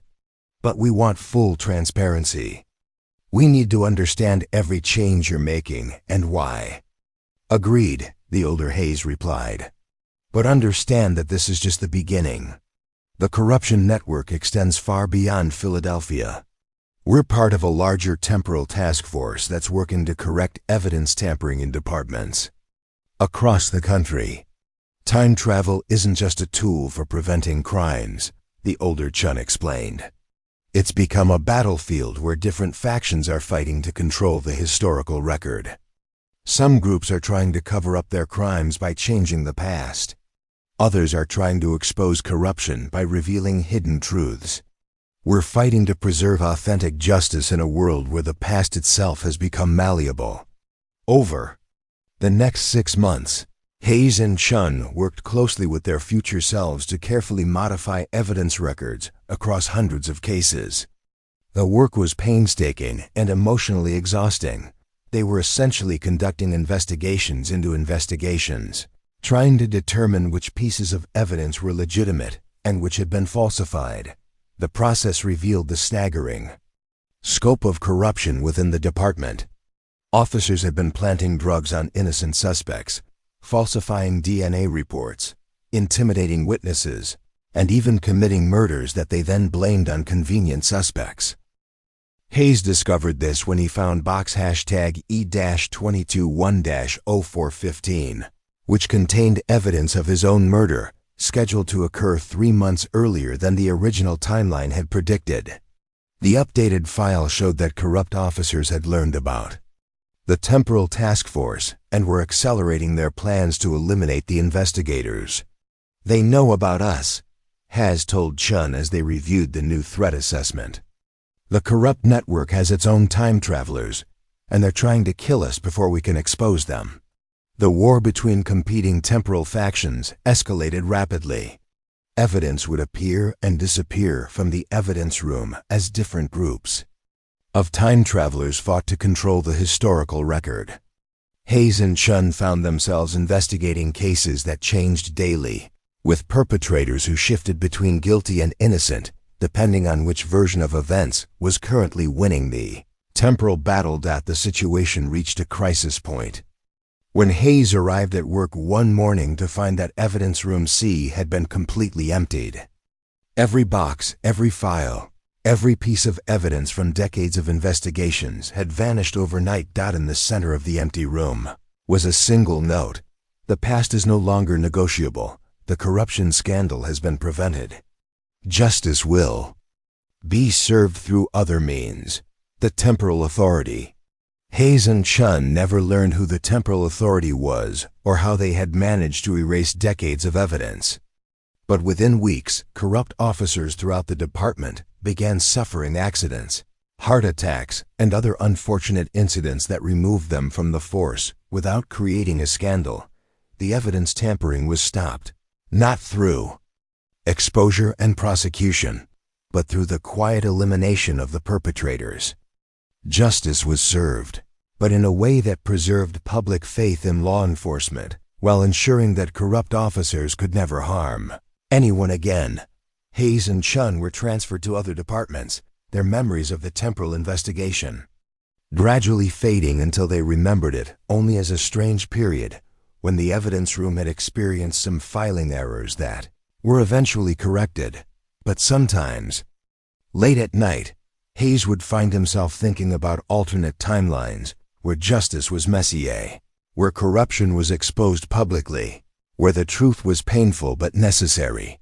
He would wonder if the clean resolution they'd experienced was really better than the chaotic justice his future self had been trying to preserve. Was a hidden truth more valuable than a comfortable lie? Was justice served if no one knew that justice had been necessary? The evidence room had taught him that reality was more fragile and malleable than he'd ever imagined. The past could be changed, the future could be rewritten, and justice could be served in ways that transcended traditional concepts of law and order. But it had also taught him that someone, somewhere, was watching over the timeline, ensuring that justice was served even when it had to be served in secret. The evidence room remained empty for 6 months before being converted into additional office space. The cases that had once filled it with physical evidence were resolved through other means: confessions from deathbed suspects, anonymous tips that led to new arrests, and DNA evidence that miraculously appeared just when it was needed to solve cold cases. Detective Robert Hayes worked for another 15 years before retiring from the force. He never experienced another temporal anomaly, never found evidence from the future, and never again encountered his older self. But he also never stopped wondering about the nature of justice in a universe where time itself could be manipulated by forces beyond human understanding. On his last day at the Philadelphia Police Department, Hayes received a package with no return address.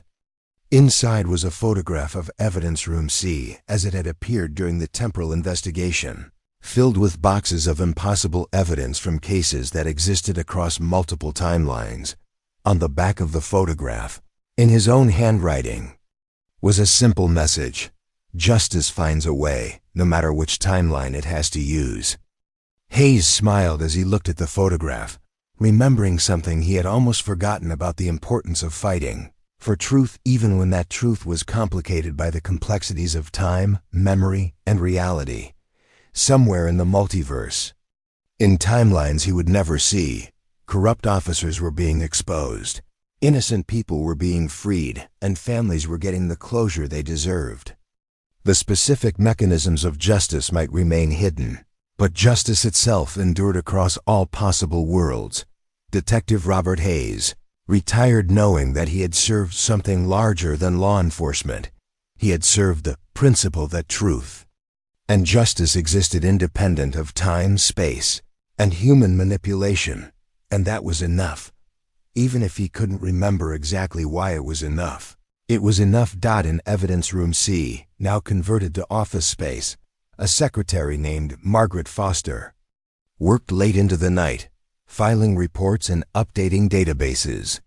She had no idea that the room had once contained evidence of her own future murder, or that temporal investigators had worked to prevent her death by changing the circumstances that would have led to her becoming a victim.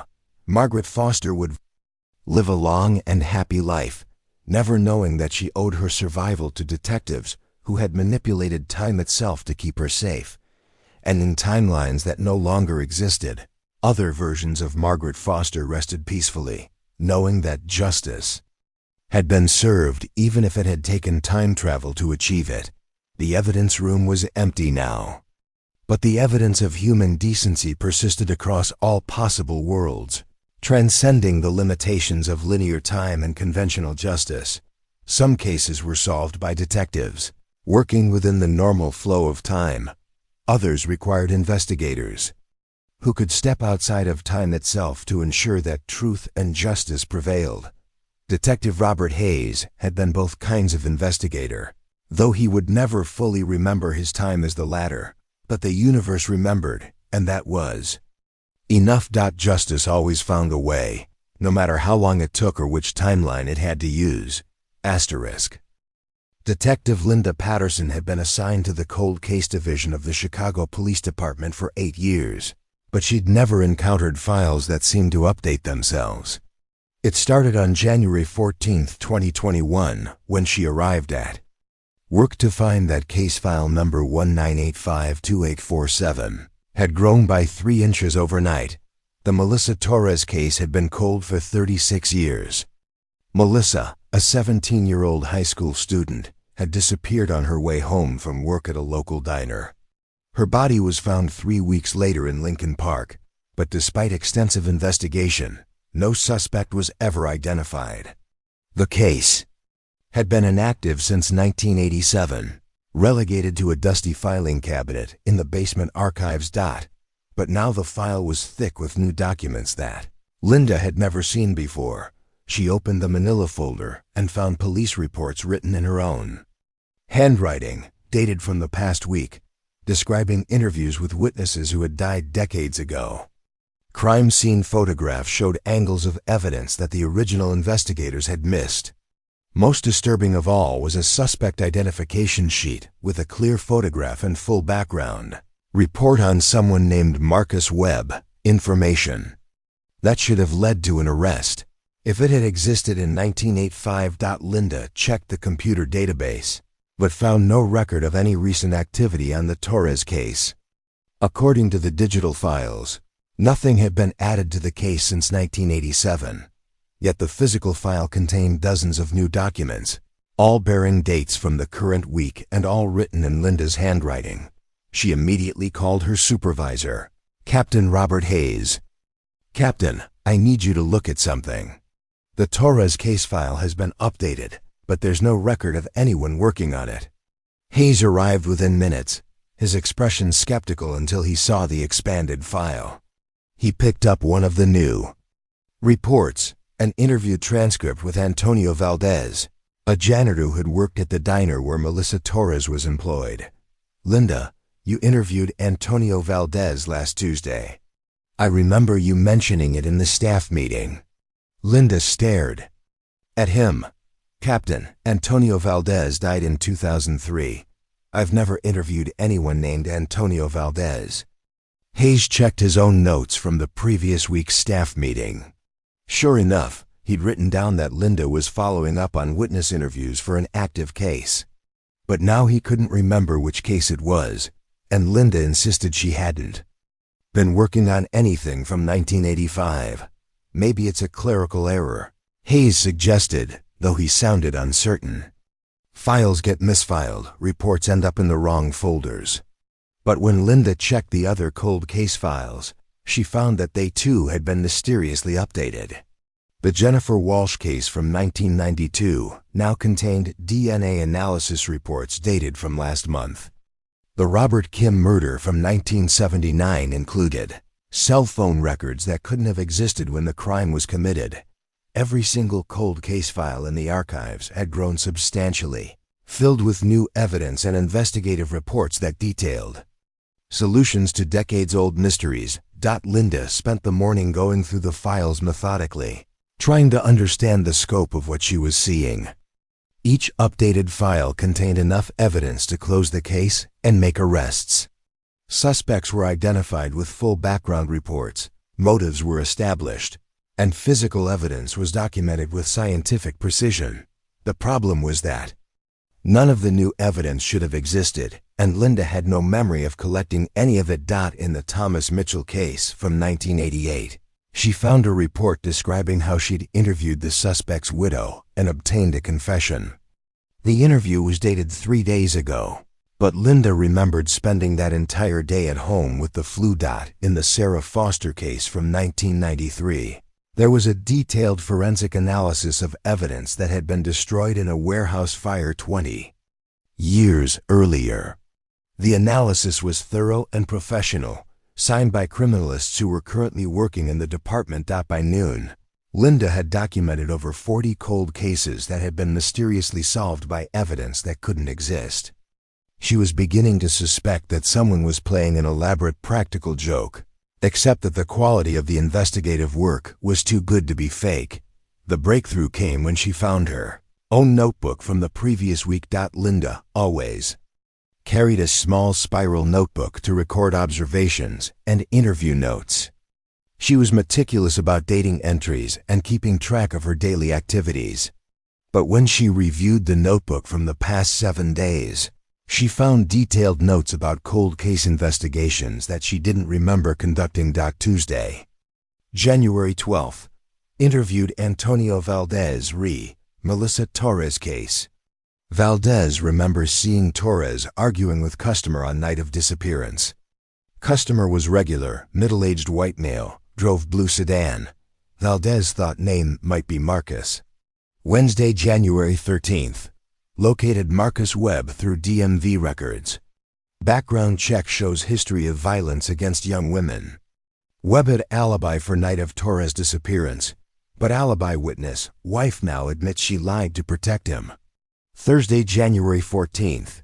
Physical evidence from Torres scene reanalyzed with new techniques. Hair sample from victim's clothing matches.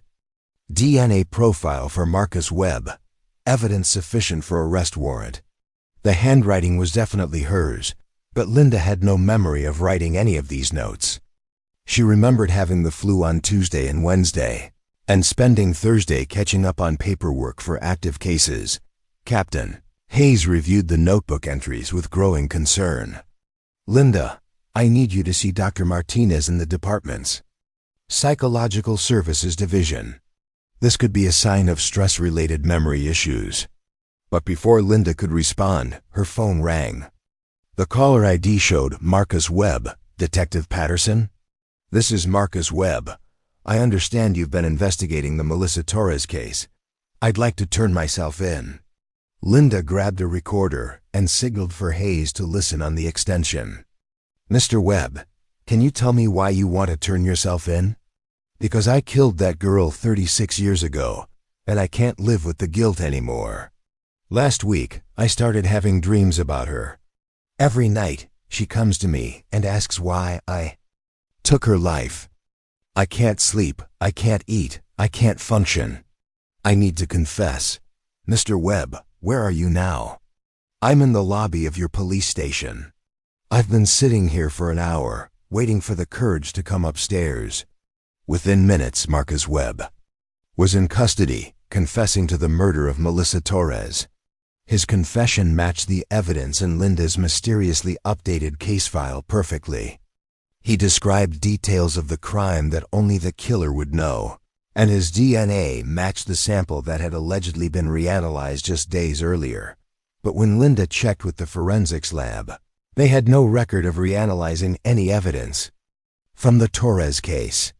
The DNA profile existed in their system, but none of the technicians remembered processing it. Over the next week, similar confessions poured in from suspects in dozens of cold cases.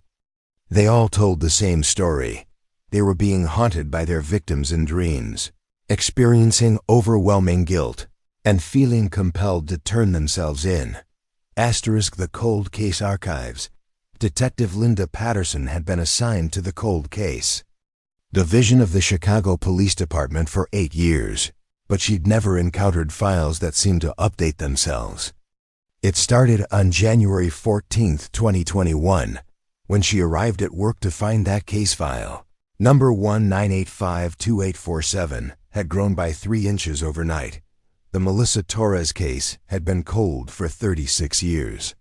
Melissa, a 17-year-old high school student, had disappeared on her way home from work at a local diner.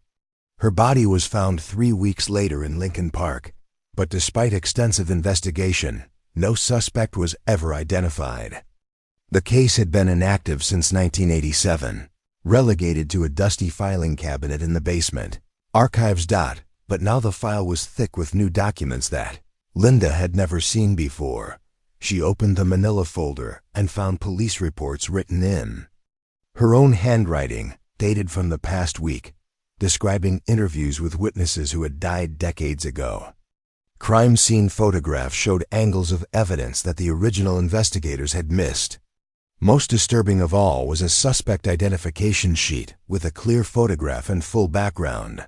Report on someone named Marcus Webb. Information. That should have led to an arrest if it had existed in 1985. Linda checked the computer database, but found no record of any recent activity on the Torres case.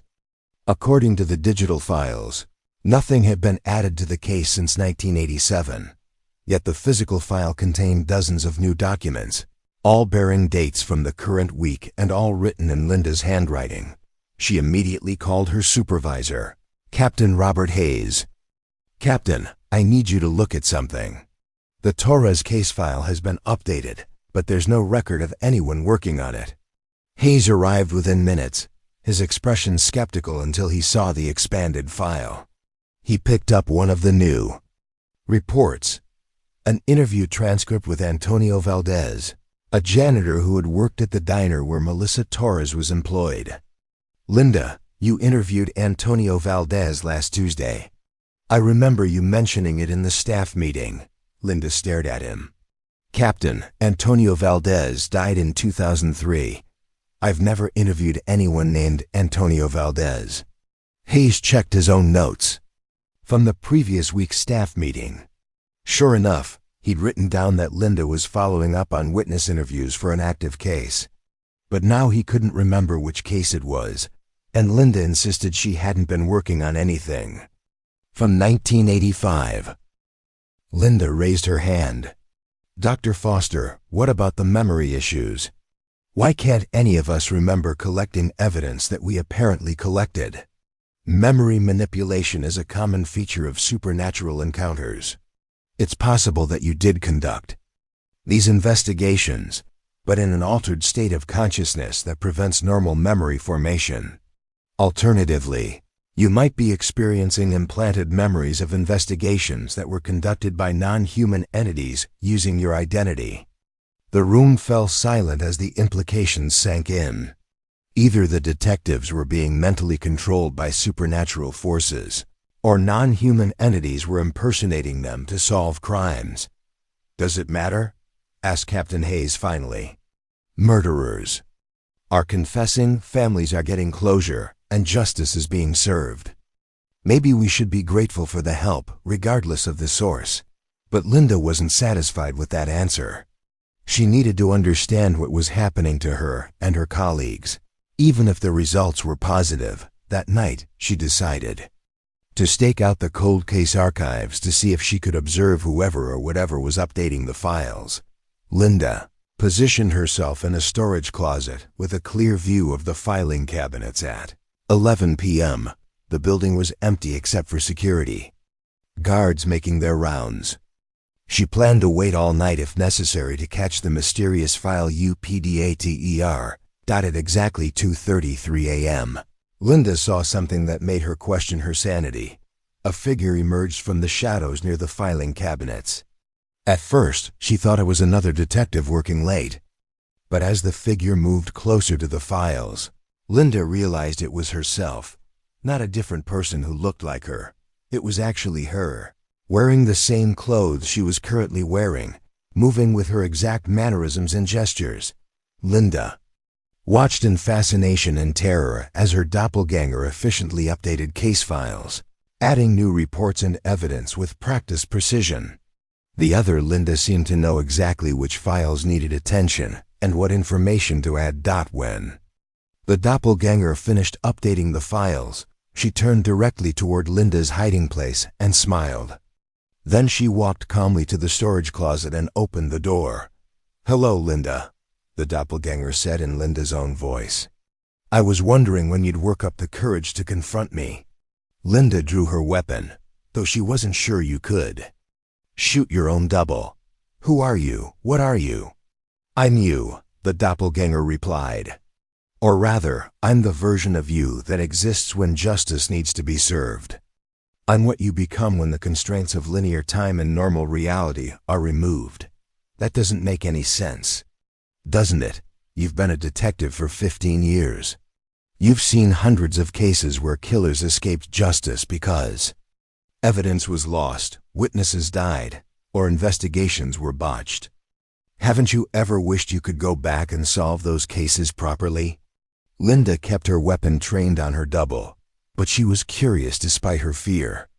So you're some kind of supernatural detective? I'm what happens when a detective's desire for justice becomes so strong that it transcends the limitations of being human. I exist outside of normal time and space, which allows me to investigate crimes using methods that living detectives can't access. The doppelganger gestured toward the updated case files. I can interview witnesses who died decades ago. I can reanalyze evidence that was destroyed. I can follow leads that were missed by the original investigators. And when I solve a case, I can pressure the perpetrator to confess by showing them the faces of their victims. But why use my identity? Why make it look like I'm the one doing the investigating? Because you are. Every time an injustice goes unpunished, every time a family doesn't get closure, every time a killer walks free, part of you becomes me. I'm the accumulated frustration and determination of every detective who ever wanted to solve the unsolvable. Linda lowered her weapon slightly. Are you saying every detective has a supernatural double? Everyone who truly cares about justice. We exist in the spaces between solved and unsolved, between guilty and innocent, between living and dead. We're what happens when the desire for truth becomes stronger than the fear of impossibility. The doppelganger opened one of the updated case files. Look at the Marcus Webb case. 36 years ago, the investigation failed because key witnesses were intimidated into silence and physical evidence was mishandled. The original detectives did their best with the tools available to them, but it wasn't enough.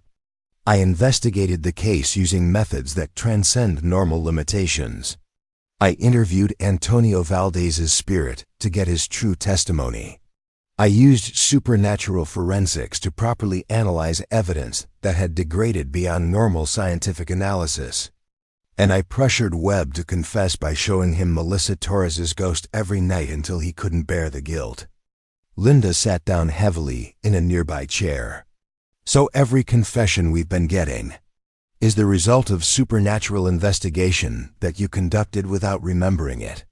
Your conscious mind isn't equipped to retain memories of operating outside normal reality, so you experience the results without understanding the process. But the handwriting in my notebook, the reports in the files, those are real. They're as real as any other evidence. The fact that they were collected through supernatural means doesn't make them less valid. A fingerprint is still a fingerprint, whether it's found by a human detective or by the ghost of a detective who refused to let injustice stand. Over the next hour, Linda's doppelganger explained the full scope of the supernatural justice system that had developed parallel to normal law enforcement. Every major police department had detectives who operated on both sides of reality, solving cases through conventional means when possible, and through supernatural intervention when necessary. The supernatural detectives formed a network that shared information across time, space, and dimensional boundaries. We call it the Justice Continuum, the doppelganger explained. It's a system where truth and justice exist independent of the limitations that constrain living investigators. Crimes are solved not just in the present, but across all possible timelines where they occurred. But why now? Why are all these confessions happening simultaneously? Because the supernatural justice system has reached critical mass. For decades, we've been building cases and applying pressure to suspects. Now that network is mature enough to achieve large-scale results. The doppelganger showed Linda a file that contained information about thousands of unsolved cases across the country. Each case had been investigated by supernatural detectives and was ready for resolution. This week in Chicago is just the beginning. Over the next year, police departments nationwide will experience similar waves of solved cold cases. Killers who thought they'd escaped justice will find themselves unable to live with their guilt. Evidence that was lost will mysteriously reappear. Witnesses who were too frightened to speak will find the courage to testify. Linda felt a mixture of awe and terror. What happens to the living detectives? Do we become obsolete? Never. The supernatural justice system can solve old cases and pressure confessions, but it can't prevent new crimes. It can't comfort grieving families or arrest suspects in the present. The living and the dead need each other to create a complete system of justice. But you could tell us how to solve cases more efficiently, how to avoid mistakes that allow killers to escape. The doppelganger shook her head. That would interfere with free will and the natural development of investigative skills. The supernatural system exists to correct injustices after they occur, not to prevent detectives from learning through experience. As dawn approached, Linda's doppelganger prepared to fade back into whatever realm she normally inhabited. "Will I see you again?" Linda asked. "Every time justice needs to be served, and the conventional system isn't enough. But you won't remember these encounters clearly. Your conscious mind will file them away as strange dreams or unexplained experiences. One last question. Are we the good guys in this? Is manipulating evidence and pressuring confessions really justice?" The doppelganger smiled. "Linda, we're not manipulating evidence. We're uncovering evidence that was always there but couldn't be found through conventional means. We're not forcing false confessions. We're helping guilty people acknowledge truths they've been hiding from themselves. The supernatural justice system doesn't create guilt where none exists. It simply makes existing guilt impossible to ignore. Every suspect who confesses is confessing to crimes they actually committed. But if you can investigate crimes supernaturally, why not just provide evidence directly instead of pressuring confessions? Because confession is an essential part of justice. It's not enough for society to know someone is guilty. The perpetrator must acknowledge their guilt and accept responsibility for their actions. Confession is how healing begins for both the guilty and their victims' families. Asterisk as the first light of dawn began filtering through the windows of the cold case archives. Linda's doppelganger became translucent and started to fade. "Remember," the doppelganger said as she disappeared, "justice is bigger than any one reality. Truth exists across all dimensions, all timelines, all possibilities. Sometimes it takes supernatural intervention to make sure that truth is revealed." Linda found herself alone in the storage closet, wondering if the entire encounter had been a dream. But when she checked the case files, she found that even more had been updated overnight. The department's success rate with cold cases continued to climb. By the end of 2021, the Chicago Police Department had solved more cold cases than any other major city in American history. The wave of confessions continued, with suspects turning themselves in on a daily basis. But Linda noticed that she was beginning to change. Her investigative instincts became sharper. She started noticing details that other detectives missed. She developed an almost supernatural ability to read suspects and witnesses, to know when they were lying and when they were hiding important information. Other detectives began seeking her advice on difficult cases. Captain Hayes started assigning her to active investigations that had stalled, confident that she would find the breakthrough that other investigators had missed. Linda realized that her encounters with her supernatural doppelganger were changing her, making her a better detective by exposing her to investigative methods that transcended normal limitations. She was becoming a bridge between the conventional and supernatural justice systems, able to operate effectively in both realms. Transformation accelerated when Linda started having dreams about unsolved cases from other cities.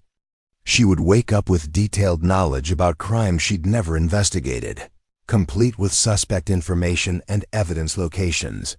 Acting on these dreams, Linda began contacting police departments around the country to share information about their cold cases. Her tips led to arrests in dozens of cities, earning her a reputation as one of the most effective cold case investigators in the nation. But Linda knew the truth. She wasn't solving these cases alone. Her supernatural doppelganger was part of a network that included the spiritual doubles of every detective who truly cared about justice. Together, they formed a system that could solve crimes across time, space, and dimensional boundaries. The network grew stronger as more living detectives were contacted by their supernatural counterparts. Police departments worldwide began experiencing waves of solved cold cases as the supernatural justice system reached full operational capacity. Linda was invited to speak at conferences and train other investigators in cold case techniques. She developed a reputation for being able to solve impossible cases through what appeared to be exceptional intuition and investigative skill. She never spoke publicly about her supernatural experiences, knowing that few people would believe such an extraordinary explanation for her success. Instead, she focused on teaching other detectives to trust their instincts, to look beyond conventional evidence, and to never give up on seeking justice for victims. But privately, Linda maintained her relationship with her doppelganger and the broader supernatural justice network. She learned to recognize when cases required supernatural intervention and how to work with forces beyond normal human understanding. 5 years after her first encounter in the cold case archives, Linda was promoted to captain and put in charge of a new division, the Unsolved Cases Task Force, which was responsible for coordinating cold case investigations across the entire Chicago metropolitan area. Her division achieved a 95% clearance rate on cases that had been unsolved for more than 5 years, a success rate that was statistically impossible through conventional investigation alone. But Linda knew that statistics didn't capture the real story. The real story was that justice had evolved beyond the limitations of human investigation. The dead were helping the living solve crimes that spanned decades. Supernatural detectives were working alongside their living counterparts to ensure that no injustice went unpunished. The system wasn't perfect. There were still crimes that couldn't be solved, still killers who escaped justice, still families who never got closure. But for the first time in human history, the tools of justice extended beyond the physical world into realms where truth could never be hidden and guilt could never be permanently suppressed. Captain Linda Patterson continued her work, knowing that every solved case brought healing to families and communities. She had learned that justice was not just a human concept, but a fundamental force of the universe that operated across all dimensions of reality. And somewhere in the space between solved and unsolved, between living and dead, between possible and impossible, her supernatural doppelganger continued the work of ensuring that truth and justice prevailed in all their forms. The cold case archives remained active, with files mysteriously updating themselves as new evidence was uncovered by investigators who existed beyond the constraints of normal reality. Each updated file represented another step toward a world where justice was not limited by human frailty, where truth could not be buried by time, and where the voices of victims could never be permanently silenced. Linda's last act as a detective was to train the next generation of investigators who would carry on the work of bridging the conventional and supernatural justice systems.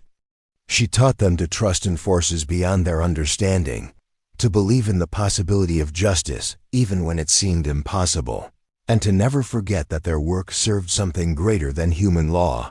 Some cases could be solved through normal police work. Others required the intervention of supernatural forces that operated beyond the boundaries of space, time, and reality itself. But all cases regardless of how they were solved, served the same fundamental purpose, ensuring that justice was served and truth was revealed. No matter how long it took or what methods were required, Detective Linda Patterson had learned that justice was not a human invention, but a cosmic principle that would find a way to prevail, even if it had to use supernatural means to do so. And that knowledge gave her the strength to face every impossible case, every unsolvable mystery, and every challenge to the pursuit of truth and justice, because she knew that in the end, justice always won, even if it took supernatural intervention. To ensure that victory,